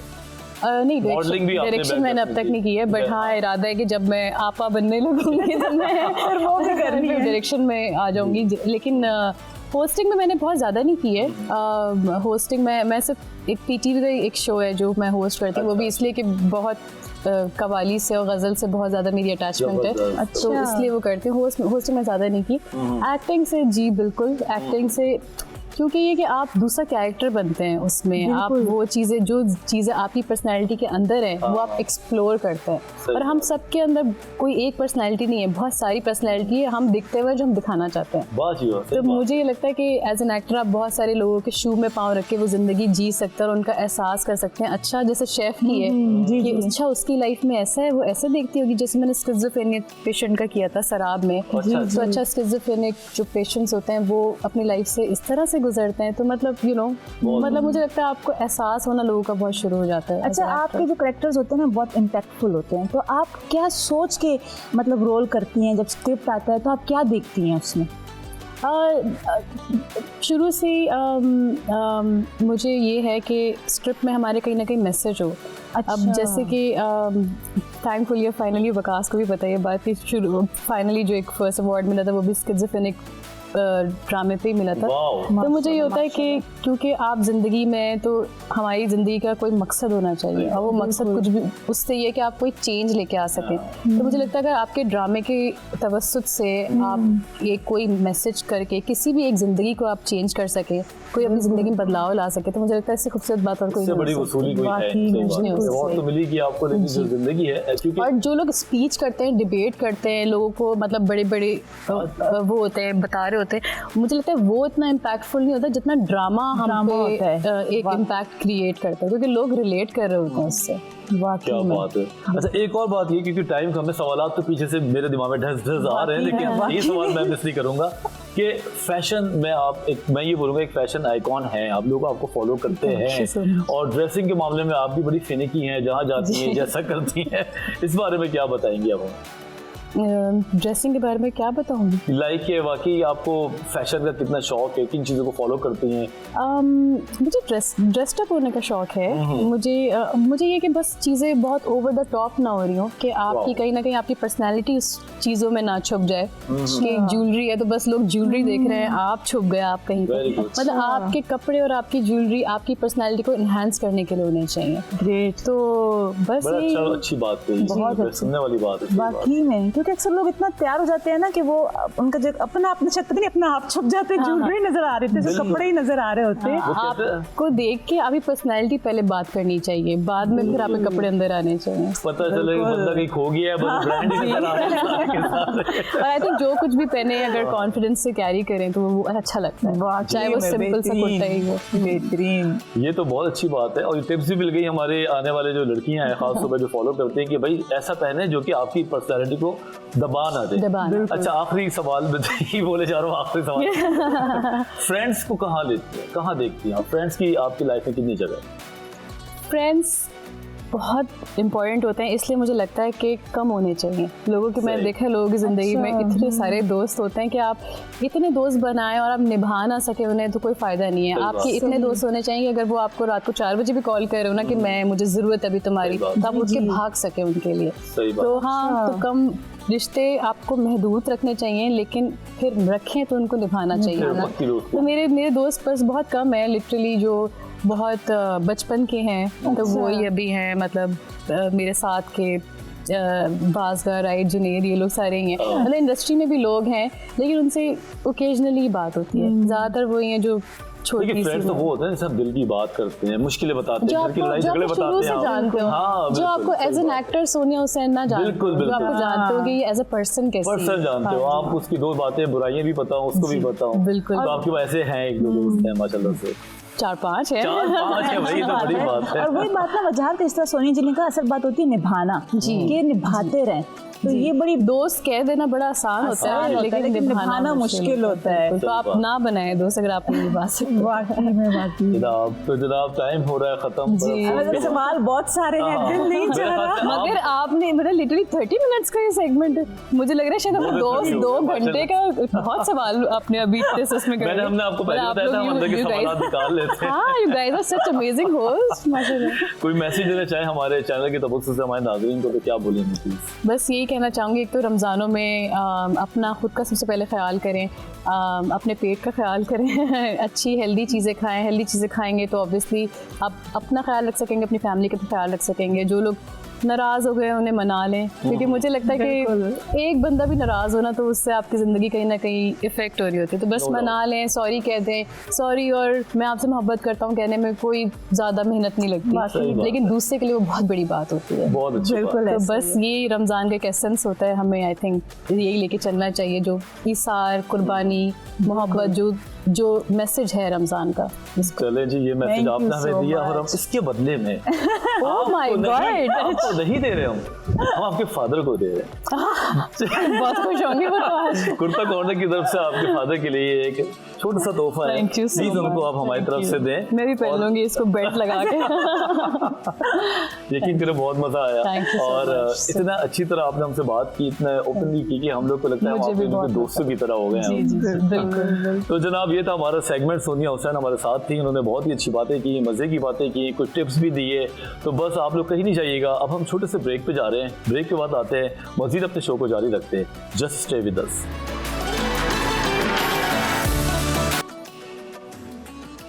वेलकम बैक नाजरीन, आप देख रहे हैं आन रमज़ान। जी नाजरीन, आज हम बात करेंगे हज़रत उम्मुल मोमिनीन सैयदा आयशा रज़ियल्लाहु ताला अन्हा की सीरत मुबारक पे। हज़रत आयशा रज़ियल्लाहु ताला अन्हा हज़ूर पाक सल्लल्लाहु अलैहि वसल्लम की महबूब तरीन ज़ौजा हैं। आपको उम्मुल मोमिनीन और हुमैरा के लक़ब से याद किया जाता है। आपके वालिद साहब का नाम हज़रत अबू बकर सिद्दीक़ रज़ियल्लाहु ताला अन्हो और वालदा का नाम उम्मे रुमा रज़ियल्लाहु ताला अन्हा है। आप कुरान करीम की आलमा, फसीहुल बयान और अरबी अशार पर कामिल दस्तरस रखती थीं। सिर्फ यही नहीं बल्कि आपसे बेशुमार अहादीस मुबारक भी रवायत हैं। और हमारे साथ इस मौजू पर गुफ्तगू करने के लिए मौजूद हैं मारूफ Islamic scholar professor doctor Atif Aslam Rao साहब को हमने जहमत दी है। डॉक्टर साहब का ताल्लुक़ जामिया कराची में शोबा उलूम इस्लामी में तदरीस से है। सीरत नबी सल्लल्लाहु अलैहि वसल्लम पर कौमी सतह के अवार्ड्स भी हासिल कर चुके हैं। एक दफ़ा आपका बहुत शुक्रिया कि आप फिर यहाँ पे तशरीफ़ लेकर आए हमारी रहनुमाई के लिए। बहुत शुक्रिया आपका, जज़ाकल्लाह। डॉक्टर साहब, आज हम हज़रत उम्मुल मोमिनीन सैयदा आयशा रज़ियल्लाहु ताला अन्हा की सीरत मुबारक पे बातचीत कर रहे हैं। तो आप सबसे पहले हमें हज़रत उम्मुल मोमिनीन सैयदा आयशा रज़ियल्लाहु ताला अन्हा की उस अजीम हस्ती की हयात मुबारक और हयात तय्यबा के बारे में बयान फरमाइए। बिस्मिल्लाहिर्रहमानिर्रहीम। रब्बि इश्रह ली सदरी व यस्सिर ली अमरी वहलुल उक़दतम मिन लिसानी यफ़क़हू क़ौली। बहुत ही खूबसूरत उन्वान का आपने इंतखाब किया और मुसलमानों की हमेशा से ये रविश रही है कि अपने बुज़ुर्गों को, अपने अकाबरीन को, अपने असलाफ़ को याद करते हैं। और ये याद करना रस्मन नहीं होता, बल्कि इसका मकसद ये होता है कि इनकी ज़िंदगियों का मुताला करके, स्टडी करके अपनी ज़िंदगियों के अंदर कोशिश करें कि वो चीज़ें लेकर आएँ जो इनकी ज़िंदगियों में हमें नज़र आती हैं। उम्मुल मोमिनीन आयशा सिद्दीक़ा रज़ी अल्लाह ताला अन्हा नबी करीम सल्लल्लाहु ताला अलैहि वसल्लम की अज़वाज मुतहरात में एक मुमताज़ मकाम रखती हैं। रसूल करीम सल्लल्लाहु ताला अलैहि वसल्लम को आपसे बेहद अक़ीदत और मोहब्बत थी और उसकी वजूहात कई थी। उनमें से एक वजह ये थी कि जब रसूल करीम सल्लल्लाहु ताला अलैहि वसल्लम ने ऐलान नबूवत फरमाया तो उस वक्त मर्दों में सबसे पहले ईमान लाने वाले हज़रत अबू बकर सिद्दीक़ रज़ी अल्लाह ताला अन्हु थे, जो हुज़ूर सल्लल्लाहु अलैहि वसल्लम के इंटीमेट फ्रेंड थे, जिनसे बहुत अच्छी दोस्ती थी और हुज़ूर अलैहिस्सलातु वस्सलाम और हज़रत अबू बकर सिद्दीक़ रज़ी अल्लाह ताला अन्हु में बहुत कुर्ब का ताल्लुक़ था। तो हज़रत आयशा हज़रत अबू बकर सिद्दीक़ रज़ी अल्लाह ताला अन्हु की बेटी हैं, इसलिए हुज़ूर अलैहिस्सलातु वस्सलाम से एक मोहब्बत और एक ताल्लुक़ की निस्बत थी। दूसरा ये कि हज़रत आयशा सिद्दीक़ा रज़ी अल्लाह ताला अन्हा कमसिनी में आपकी हुज़ूर अलैहिस्सलातु वस्सलाम से शादी हुई और आप हुज़ूर सल्लल्लाहु अलैहि वसल्लम की वाइफ्स में वाहिद वर्जिन थी, कंवारी थी। इसके अलावा रसूल करीम सल्लल्लाहु अलैहि वसल्लम ने जिनसे शादियाँ की वो सब की सब या तो डिवोर्स थी या सेपरेशन हो चुकी थी, खुला और तलाक़ याफ्ता ख़वातीन थी। तो हुज़ूर अलैहिस्सलातु वस्सलाम इनकी उम्र बहुत कम थी, इसलिए इनके साथ शफ़क़त के साथ, मोहब्बत के साथ पेश आते थे और ये भी बाज़ औक़ात बचपन की हरकतें किया करती थी अपनी उम्र के मुताबिक। तो रसूल करीम सल्लल्लाहु अलैहि वसल्लम को चीज़ें बहुत अच्छी लगती थी, तो हुज़ूर सल्लल्लाहु अलैहि वसल्लम इज़हार मोहब्बत उनसे फरमाया करते थे और हुज़ूर सल्लल्लाहु अलैहि वसल्लम को उनसे बहुत अटैचमेंट थी। नबी करीम सल्लल्लाहु अलैहि वसल्लम फरमाते हैं कि यूँ तो मेरी कई अज़वाज हैं, मेरी कई बीवियाँ हैं, लेकिन इस दिल का क्या किया जाए कि ये आयशा की तरफ झुकता है। यानी मेरे कल्ब में, मेरे दिल में अल्लाह ताला ने उम्मुल मोमिनीन आयशा की मोहब्बत रखी है।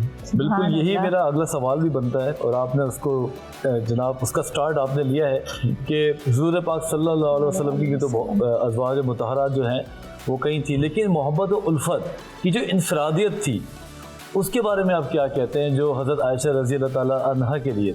बिस्मिल्लाहिर्रहमानिर्रहीम।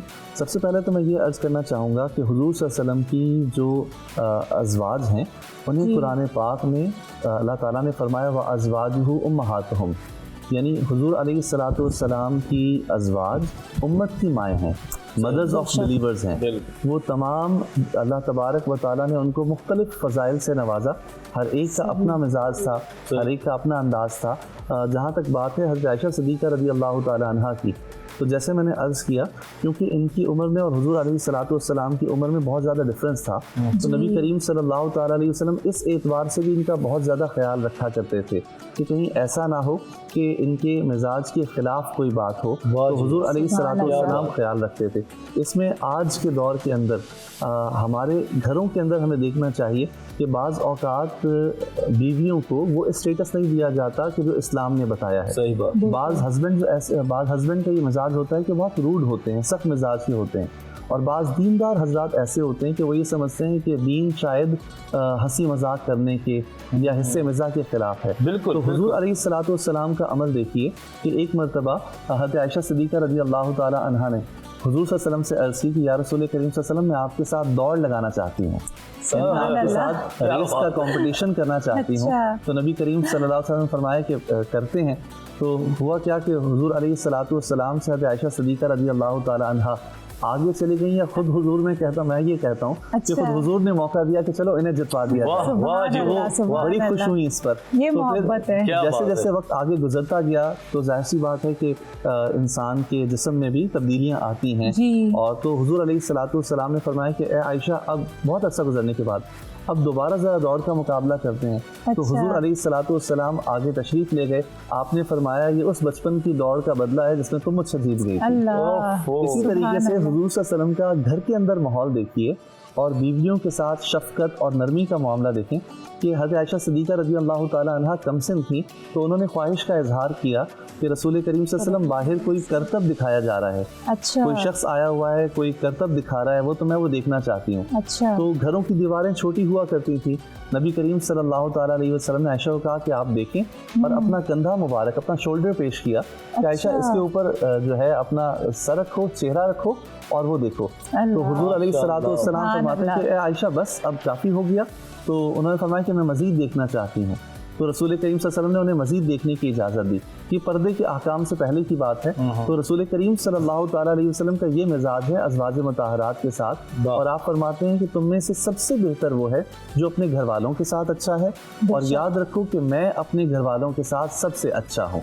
Eight a time maximum 9 number of wifes थी हुजूर सल्लल्लाहु अलैहि वसल्लम की एक वक्त में, लेकिन किसी को कभी हुजूर अलैहिस्सलातु वस्सलाम से कोई शिकायत नहीं हुई कि आपका उस्वा हसना ऐसा था कि आप हर मामले के अंदर बैलेंस रखते थे। तो इस दौर के मर्दों को, शौहरों को हुजूर अलैहिस्सलातु वस्सलाम की सीरत मुबारका से इस पहलू को देखना चाहिए कि अपने घर वालों के साथ, ख़वातीन के साथ नरमी का बर्ताव करें और उन्हें उनकी जायज़ पोजीशन दें और उनके जायज़ मुतालबात को पूरा करें। देखिए ना डॉक्टर साहब, अब अगर इस बात को ओवरव्यू करें तो एक सबक है हमारे लिए, बिल्कुल एक सबक है। हमारी शादियाँ होती है, हमें पता नहीं है अगर, तो हम सुन्नत रसूल को देख लें और हमें पता चल जाता है। लेकिन जो ये अलमिया जो है हमारा, वहाँ ये तो बिल्कुल ही डिफरेंट नज़र आता है कि आप बाहर आपके जो एहसासात हैं, जज्बात हैं, वो बहुत ही शाइस्तगी से होते हैं, लेकिन जैसे घर आता है आपका, वहाँ आप थके हुए नज़र आ रहे हैं, मुंह चढ़ा हुआ है, या गुस्सा घर में, मतलब आके जिस तरह अपनी बीवी पे कहते हैं ना, सारा गुस्सा वहीं पे उतारते हैं, बाहर किसी और के सामने कुछ कह नहीं सकते। असल में एक बात यह है कि ये तरीका बिल्कुल भी दुरुस्त नहीं है, और घर वालों के साथ सबसे बेहतर अंदाज से पेश आना चाहिए और घर वालों को स्पेस देनी चाहिए, मौका देना चाहिए। बसा औकात हर काम हमारी मर्ज़ी के मुताबिक नहीं होता, लेकिन हमें ऐसे मौके पे भी बड़े तहम्मुल के साथ जो है रिएक्ट करना चाहिए ताकि किसी की दिल आज़ारी ना हो। रसूल करीम सल्लल्लाहु अलैहि वसल्लम ने बीवी की खुशी के लिए यहाँ तक हुक्म दिया कि अगर उसकी तारीफ के अंदर मुबालगा किया जाए, यानी झूठ की आमेज़िश भी कर दी जाए कि वो खुश होगी, तो इसकी भी इजाज़त दी। साथ में ये भी फरमाया कि अगर कभी खाना बना के ले आए, कोई नमक मिर्च में ज़्यादा या कम हो जाए, जैसे ख़ास तौर पर रमज़ानों के अंदर बाज़ जो शौहर होते हैं ना, बड़े चटोरे होते हैं, तो उन्हें हर चीज़ के अंदर परफेक्शन चाहिए होती है। अगर वो परफेक्शन नहीं मिलती तो समझें कि वो जो है घर का माहौल ख़राब कर देते हैं। तो ऐसी सिचुएशन में भी रसूल करीम सल्लल्लाहु अलैहि वसल्लम ने फरमाया कि खाने के अंदर ऐब ना निकालो, अगर पसंद ना आए तो ना खाओ, उसको बुरा भला ना खाओ। तो इससे हमें सबक मिलता है कि हुजूर अलैहिस्सलातु वस्सलाम कितने प्यारे अंदाज से बीवियों को ट्रीट करने के बारे में हुकूमत इरशाद फरमाते हैं। क्या बात है। अच्छा डॉक्टर साहब, रवायतों में आता है कि आपको कई अलूम पे महारत और दस्तरस थी, तो ज़रा इस बारे में हमारी रहनुमाई फरमाइए। बिस्मिल्लाहिर्रहमानिर्रहीम। हज़रत आयशा सिद्दीक़ा रज़ी अल्लाह ताला अन्हा को अल्लाह तबारक व ताला ने बड़ी ही खूबसूरत जहानत और उलूम अता फरमाए, और आपका हाफ़ज़ा इतना कवी था, यानी आपकी मेमोरी इतनी शार्प थी कि अगर आपके सामने कोई बात होती तो आप फ़ौरन उसको जहन में रख लेती। अच्छा। यहाँ तक कि किसी भी ज़बान में शायरी करना उस ज़बान में सबसे मुश्किल सिन्फ शुमार किया जाता है। जी। अरब के अंदर भी ऐसा ही था, लेकिन हज़रत आयशा सिद्दीक़ा रज़ी अल्लाह ताला अन्हा फिल बदी अशार कहा करती थी, और हुज़ूर अलैहिस्सलातु वस्सलाम से बाकायदा कस्बे फैज़ करती, मसाइल पूछती। दीगर ख़वातीन आपसे आकर पूछती कि इसका जवाब हमें बता दीजिए, आप खुद रसूल करीम सल्लल्लाहु अलैहि वसल्लम से पूछती थी। बाज़ लोगों ने ये हिकमत बयान की है कि उम्मुल मोमिनीन हज़रत आयशा सिद्दीक़ा रज़ी अल्लाह ताला अन्हा की कमसिनी में हुज़ूर अलैहिस्सलातु वस्सलाम से वाबस्तगी की एक और निकाह की एक वजह और एक सबब ये समझ में आता है कि जितनी उम्र ज़्यादा होती है उतने तफक्कुरात और परेशानियां बढ़ती जाती हैं। अच्छा। और जितनी उम्र कम होती है उतना इंसान यकसुई के साथ कोई काम करता है। बिल्कुल। आप देखिए कि 40 साल की उम्र के शख्स से कहेंगे कुरान हिफ्ज़ करो, उसके लिए मुश्किल होगा। 4 या 5 साल का बच्चा कुरान हिफ्ज़ कर लेता है, यानी हम देखिए कि उसे आसानी से कुरान याद हो जाता है, तो यही हिकमत थी कि हज़रत आयशा सिद्दीक़ा रज़ी अल्लाह ताला अन्हा का हाफ़ज़ा बहुत अच्छा था, और औरतों से मुताल्लिक़ा मसाइल की आप एक्सपर्ट थी। ख़वातीन आपसे आके पूछती और जो है उन्हें उनके सवालों के जवाबात मिल जाया करते थे। तो उलूमुल कुरान में, उलूमुल हदीस में, अंसाब नसब के इल्म में कि किसका कौन बाप है, और ये पूरा जो एक चेन होती है, तो ये हज़रत आयशा सिद्दीक़ा रज़ी अल्लाह ताला अन्हा इसकी माहिर थी। इस हवाले से मौलिकीन ने लिखा है कि अल्लाह ताला ने उन्हें खूब इल्म से सरफराज फरमाया। सुभान अल्लाह, सुभान अल्लाह। तो जनाब हम ब्रेक पे जा रहे हैं, लेकिन ब्रेक पे जाने से पहले एक सवाल जो है वो मैं डॉक्टर साहब आपके लिए छोड़ के जा रहा हूँ कि हज़रत आयशा रज़ी अल्लाह ताला अन्हा की वो कौन सी सीरत है, कौन सी आदत व अतवार है जो आज की ख़वातीन अपनाएं तो उनकी ज़िंदगी में बेहतरी आ सकती है। तो एक छोटे से ब्रेक पे जा रहे हैं, मिलते हैं ब्रेक के बाद, आप कहीं नहीं जाइए।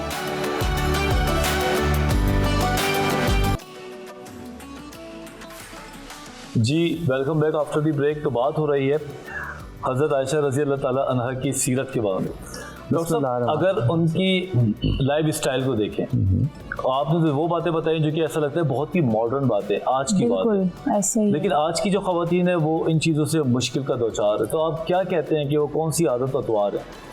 बिस्मिल्लाहिर्रहमानिर्रहीम। देखिए, उम्मुल मोमिनीन आयशा सिद्दीक़ा रज़ियल्लाहु ताला अन्हा की सीरत में मिलता है कि आप बहुत ज़्यादा इबादत गुज़ार थी, लेकिन उस इबादत के साथ साथ आप घरेलू भी तमाम कामों को बखूबी किया करती थी, और साथ ही साथ उसके इल्म हासिल करना और इल्म का इब्लाग, इल्म को फैलाना, ये भी आपकी सीरत मुबारक का एक अहम गोशा है। तो अगर आज की ख़वातीन हज़रत आयशा सिद्दीक़ा रज़ियल्लाहु ताला अन्हा की सीरत को देखें तो उनके लिए सीखने के बहुत से पहलू हैं, और मैं ये कहा करता हूँ कि जिस तरीके से रसूल करीम सल्लल्लाहु अलैहि वसल्लम की सीरत को अल्लाह तबारक व तआला ने उसवा हसना करार दिया, इसी तरह से औरतों के लिए उम्मुल मोमिनीन हज़रत आयशा सिद्दीक़ा रज़ियल्लाहु ताला अन्हा की सीरत उसवा कामिल है। आज ख़वातीन क्या करती हैं कि वो अगर घर के काम कर लेंगी तो इबादत के अंदर थोड़ी सी कमी करेंगी। कहा जाए कि भाई आप इबादत क्यों नहीं करती, घर के इतने काम होते हैं, तो आप इनकी ज़िंदगियों में देखें ना, वहाँ तो ब्लेंडर भी नहीं होता था, वहाँ तो जूसर भी नहीं होता था, वहाँ तो मशीनरी भी नहीं होती थी, उसके बावजूद वो घर के तमाम काम अपने हाथों से करती, इबादत भी करती और हर चीज़ को मैनेज कर लेती थी। असल में बात होती है हमारी तरजीहात की, हम जिसे प्रायोरिटी देंगे उस काम को पहले कर लेंगे, और जो हमारी प्रायोरिटी में नहीं है तो फिर उसके लिए हम कहेंगे वक्त ही नहीं मिलता। वक्त तो इस दौर के अंदर भिखारी के पास भी नहीं होता। वो मांगने वाला बैगर आपसे कहेगा मुझे कुछ दे दो, आप उसे कहेंगे 2 किलोमीटर दूर मेरा घर है, वहां तक साथ चलो फिर मैं दूंगा, वो कहेगा मेरे पास वक्त नहीं है। सही बात है। इसलिए हमें जो हमारे पास टाइम है उसी के अंदर हमें सब कामों को मैनेज करना है। तो ख़वातीन को चाहिए कि उम्मुल मोमिनीन आयशा सिद्दीक़ा रज़ियल्लाहु ताला अन्हा की सीरत से इन वाक़यात को अख़ज़ करें कि किस तरीके से वो अपने घर के कामों को मैनेज करती थी और किस अंदाज से इल्म हासिल करती थी और इल्म दूसरों तक पहुँचाती थी। मुझे ऐसा लगता है कि जैसे हम लोग की ख्वाहिशात भी इतनी शायद बढ़ गई हैं डॉक्टर साहब कि हम लोग का ध्यान ज़्यादा दुनियावी साइड पर हो गया है, बजाय कि हम जो ये ऐसी हस्तियां हैं हम उनसे कुछ सीखें और अपने ज़िंदगी को आसान करें इन मामलात से। जी आप बिल्कुल दुरुस्त कह रही हैं। हम बहुत ज़्यादा मटीरियलिस्टिक हो गए, मादियत पसंद हो गए। उनकी ज़िंदगियां बहुत सादी हुआ करती थी, बहुत सादा लिबास, सादा खुराक, सादा रहन सहन, यही वजह है कि वो तकल्लुफ़ात में नहीं पड़ते थे। आज हम इस कदर तकल्लुफ़ात में पड़ गए कि बसा औकात इसके लिए हम हराम को हलाल समझने लगते हैं, और हम कहते हैं कि किसी से पूछो ना कि भाई आप हलाल कमाएं, हराम की तरफ ना जाएं, वो कहता है ज़रूरियात इतनी है, बच्चों की ख्वाहिशात भी तो पूरी करनी है। तो हमें अपना सेल्फ अकाउंटेबिलिटी करनी होगी, अपना एहतसाब करना होगा कि अगर हम आज अपनी औलाद की परवरिश में नाजायज़ या हराम माल की आमेजिश करेंगे, कल को यही औलाद हमारे सामने खड़ी हो जाएगी, और फिर हम जब लोगों से जाकर कहेंगे या उलमा के पास जाएंगे या वज़ाइफ लेने के लिए जाएंगे कि हमारी औलाद हमारी बात नहीं मानती, तो इसमें बहुत कसूर उस बात का होता है कि आपने उसे लुक़मा हलाल नहीं खिलाया। अगर आप हलाल खिलाते तो कभी भी आपको इस तरह के कॉन्सिक्वेंसेस और नताइज देखने को ना मिलते। तो जैसे कि आपने हज़रत आयशा सिद्दीक़ा रज़ियल्लाहु ताला अन्हा के हवाले से और उस दौर के हवाले से बात की, तो वाकई उनकी ज़िंदगियाँ सादी होती थी, इसलिए थोड़े में भी उनका गुजारा हो जाता था। हमारी जिंदगियां इतनी पुरतकल्लुफ हो गई कि आज हमारे पास बहुत कुछ है, तब भी हम ये कहते हैं कुछ भी नहीं है और गुजारा ही नहीं हो रहा। सही बात है, बिल्कुल। अच्छा डॉक्टर साहब, जैसे आपने बात की कि हज़रत उम्मुल मोमिनीन सैयदा आयशा रज़ियल्लाहु ताला अन्हा का हाफ़ज़ा बहुत तेज़ था, तो ये ज़रा बताएं कि मतलब किस तरीके से हम अपने हाफ़ज़े को तेज़ कर सकते हैं? जी, इसके लिए मुख्तलिफ़ किस्म के टोटके होते हैं, कुछ डॉक्टर्स हज़रात बताते हैं, और रूहानी तौर पर या इस अंदाज से मैं ये समझता हूँ कि सबसे बड़ी चीज़ जो रसूल करीम सल्लल्लाहु अलैहि वसल्लम ने फरमाई कि अगर तुमने अपना हाफ़ज़ा तेज़ करना है तो अपनी आँखों को हराम के देखने से बचाओ। अच्छा, यानी अपने आप को गुनाहों से बचाओगे तो अल्लाह तबारक व तआला तुम्हारा हाफ़ज़ा तेज़ कर देगा। एक बहुत मशहूर बुज़ुर्ग आलिम दीन गुज़रे हैं कई सदियों पहले, वो अपने स्टूडेंट्स को ये मशवरा दिया करते थे और उन्हें ये नसीहत किया करते थे कि अगर तुम चाहते हो कि अच्छे आलिम बनो और इल्म तुम्हारे दिल और दिमाग में उतर जाए, तो तुम्हें चाहिए कि अपने आज़ा को गुनाहों से बचाओ। जो जितना गुनाहों से बचता है उसके आमाल में अल्लाह ताला उतना ही नूर पैदा कर देता है, और फिर अल्लाह तबारक व तआला उसके हाफ़ज़े को कवी कर देता है, उसकी सलाहियतों को बेहतर कर देता है। तो अपने आप को जहाँ तक मुमकिन है बंदा गुनाहों से बचाए। अल्लाह तबारक व तआला ने कुरान पाक में फरमाया या अय्युहल्लज़ीना आमनू तक़ुल्लाहा हक़्क़ तुक़ातिही, ऐ ईमान वालों अल्लाह ताला से ऐसे डरो जैसा डरने का हक है। और माह रमज़ान का भी फ़लसफ़ा ये है कि रोज़े रखो लअल्लकुम तत्तक़ून, ताकि तुम्हें तकवा हासिल हो जाए। तो जब तकवा हासिल हो जाएगा तो इंसान का हाफ़ज़ा भी तेज़ हो जाएगा, उसकी सलाहियतें भी बढ़ जाएंगी। सुभान अल्लाह, बहुत अच्छी बात है। डॉक्टर साहब, सवाल मेरा ये है कि हज़रत आयशा रज़ी अल्लाह ताला अन्हा बताया जाता है कि तालीमी मयार से वो हमेशा अपने आप को अपग्रेड करती रहती थी, कुछ ना कुछ करती रहती। तो आज की जो ख़वातीन हैं वो कहती हैं कि हमारे पास टाइम नहीं है, बिज़ी हैं, या और दुनिया की जो चीज़ें हैं उसमें बिज़ी हो जाते हैं। तो वो कौन सी तालीमात हैं जो हज़रत आयशा रज़ी अल्लाह ताला अन्हा तालीम हासिल करती थी, जो आज की औरत को भी उन चीज़ों को फॉलो करना चाहिए? बिस्मिल्लाहिर्रहमानिर्रहीम, बहुत खूबसूरत सवाल किया है आपने। असल में इस्लाम का तारुफ ही इल्म से है। रसूल करीम सल्लल्लाहु अलैहि वसल्लम पर जो पहली वही गारे हिरा में नाजिल हुई थी वो थी इक़रा, पढ़िए, इक़रा बिस्मि रब्बिकल्लज़ी खलक़, खलक़ल इंसान मिन अलक़, इक़रा व रब्बुकल अकरम अल्लज़ी अल्लमा बिल क़लम। कि इसके अंदर पढ़ने का भी जिक्र है और पढ़ाई के साथ कलम की ज़रूरत होती है, तो कलम का जिक्र भी मौजूद है। रसूल करीम सल्लल्लाहु अलैहि वसल्लम ने फरमाया तलबुल इल्मी फ़रीज़तुन अला कुल्ली मुस्लिमिन व मुस्लिमा, इल्म का तलब करना हर मुसलमान मर्द और औरत पर फ़र्ज़ है। हज़रत आयशा सिद्दीक़ा रज़ी अल्लाह ताला अन्हा की ये खुसूसियत है कि ख़वातीन से मुताल्लिक़ जो मसाइल होते हैं उनका इल्म हज़रत आयशा सिद्दीक़ा रज़ी अल्लाह ताला अन्हा के ज़रिए हमें मिला है। वो रसूल करीम सल्लल्लाहु अलैहि वसल्लम से वो सवालात पूछती थी कि औरतों के मसाइल क्या होते हैं, फ़िक़ही मसाइल क्या हैं, तो उनके जवाबात रसूल करीम सल्लल्लाहु अलैहि वसल्लम इरशाद फरमाते और वो सहाबियात को बताती। और फिर आज हमें हदीस की किताबों के अंदर वो चीज़ें मिलती हैं। इससे ये भी पता चला कि इल्म सीखना और सिखाना इस्लाम इसकी तरगीब देता है। आज बाज़ मुआशरों में बाज़ लोग ये समझते हैं कि दीनदारी ये है कि अपनी बच्चियों को इल्म ना सिखाएं और घरों के अंदर बंद कर दें, तो ये दीनदारी है। मैं ये कहता हूँ ऐसा नहीं है।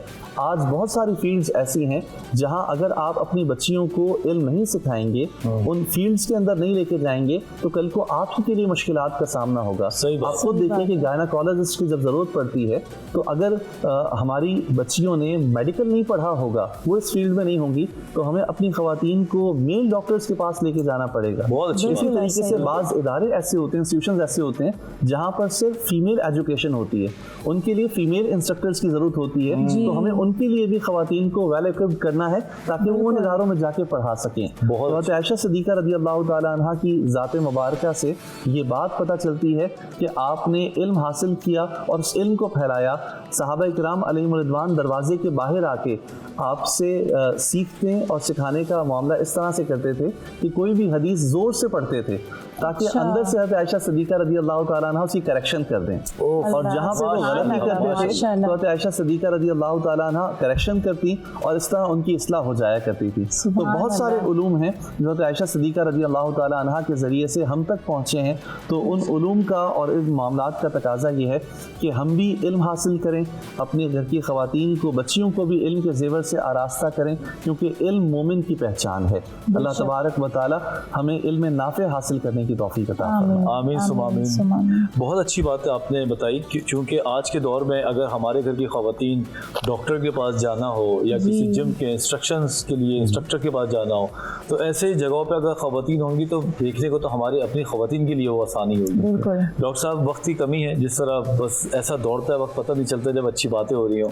बस एक दुआ करा दीजिए प्लीज़, क्योंकि अफ्तारी का टाइम हो रहा है। बिस्मिल्लाहिर्रहमानिर्रहीम, अल्हम्दुलिल्लाहि रब्बिल आलमीन, वस्सलातु वस्सलामु अला सय्यिदिल अंबिया'i वल मुरसलीन, अल्लाहुम्मा रब्बना आतिना फिद दुनिया हसना व फिल आखिरति हसना व क़िना अज़ाबन नार। या इलाहल आलमीन, हमें ईमान और एहतिसाब के साथ माह रमज़ान में रोज़े रखने की तौफीक अता फरमा। या अल्लाह ताला हमारी टूटी फूटी इबादत को अपनी बारगाह में शर्फ़ कबूलियत अता फरमा। आज हमने हज़रत आयशा सिद्दीक़ा रज़ी अल्लाह ताला अन्हा के हवाले से गुफ्तगू की। या इलाहल आलमीन, इनकी कब्र पर करोड़ा रहमतों का नुज़ूल फरमा।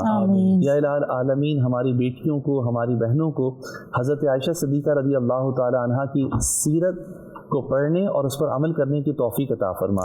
या अल्लाह ताला हम सबको इल्म नाफ़े अता फरमा, अमल सौले अता फरमा और हम सब के रिस्क व माल में, जान में खूब बरकतें अता फरमा। या इलाही आलमीन, हमने जो मांगा है हमें वो भी अता फरमा, जो मांगने से रह गया वो भी अता फरमा। वसल्लल्लाहु ताला अला खैरि खल्क़िही मुहम्मदिन व आलिही व असहाबिही अजमाइन बिरहमतिका या अरहमर राहिमीन। बहुत बहुत शुक्रिया डॉक्टर साहब। सबक हमें यही मिलता है कि मर्द हो या ख़वातीन हो, एक दूसरे की शाना बशाना चलें, एक दूसरे को सपोर्ट करें। वाक़यात जो हैं वो बहुत पुराने हज़रत आयशा रज़ी अल्लाह ताला अन्हा के हैं, लेकिन आज के दौर के लिए लगता है जैसे कि ये किताब कल ही छपी गई है। और अगर हम इस किताब को, इस निसाब को, इस लाइफ स्टाइल को अपने घरों के अंदर लेकर आ जाए तो कामयाबी जो है वो हमारे दरवाज़े पे हमारा इंतज़ार करेगी। इसी नोट के साथ डॉक्टर वजाहत और हमारा को आज की नशरियात की तरफ से इजाज़त दीजिए। इंशाअल्लाह ताला कल दोबारा से हाज़िर होंगे। जब तक के लिए अल्लाह हाफिज़ और देखते रहिए आन रमज़ान।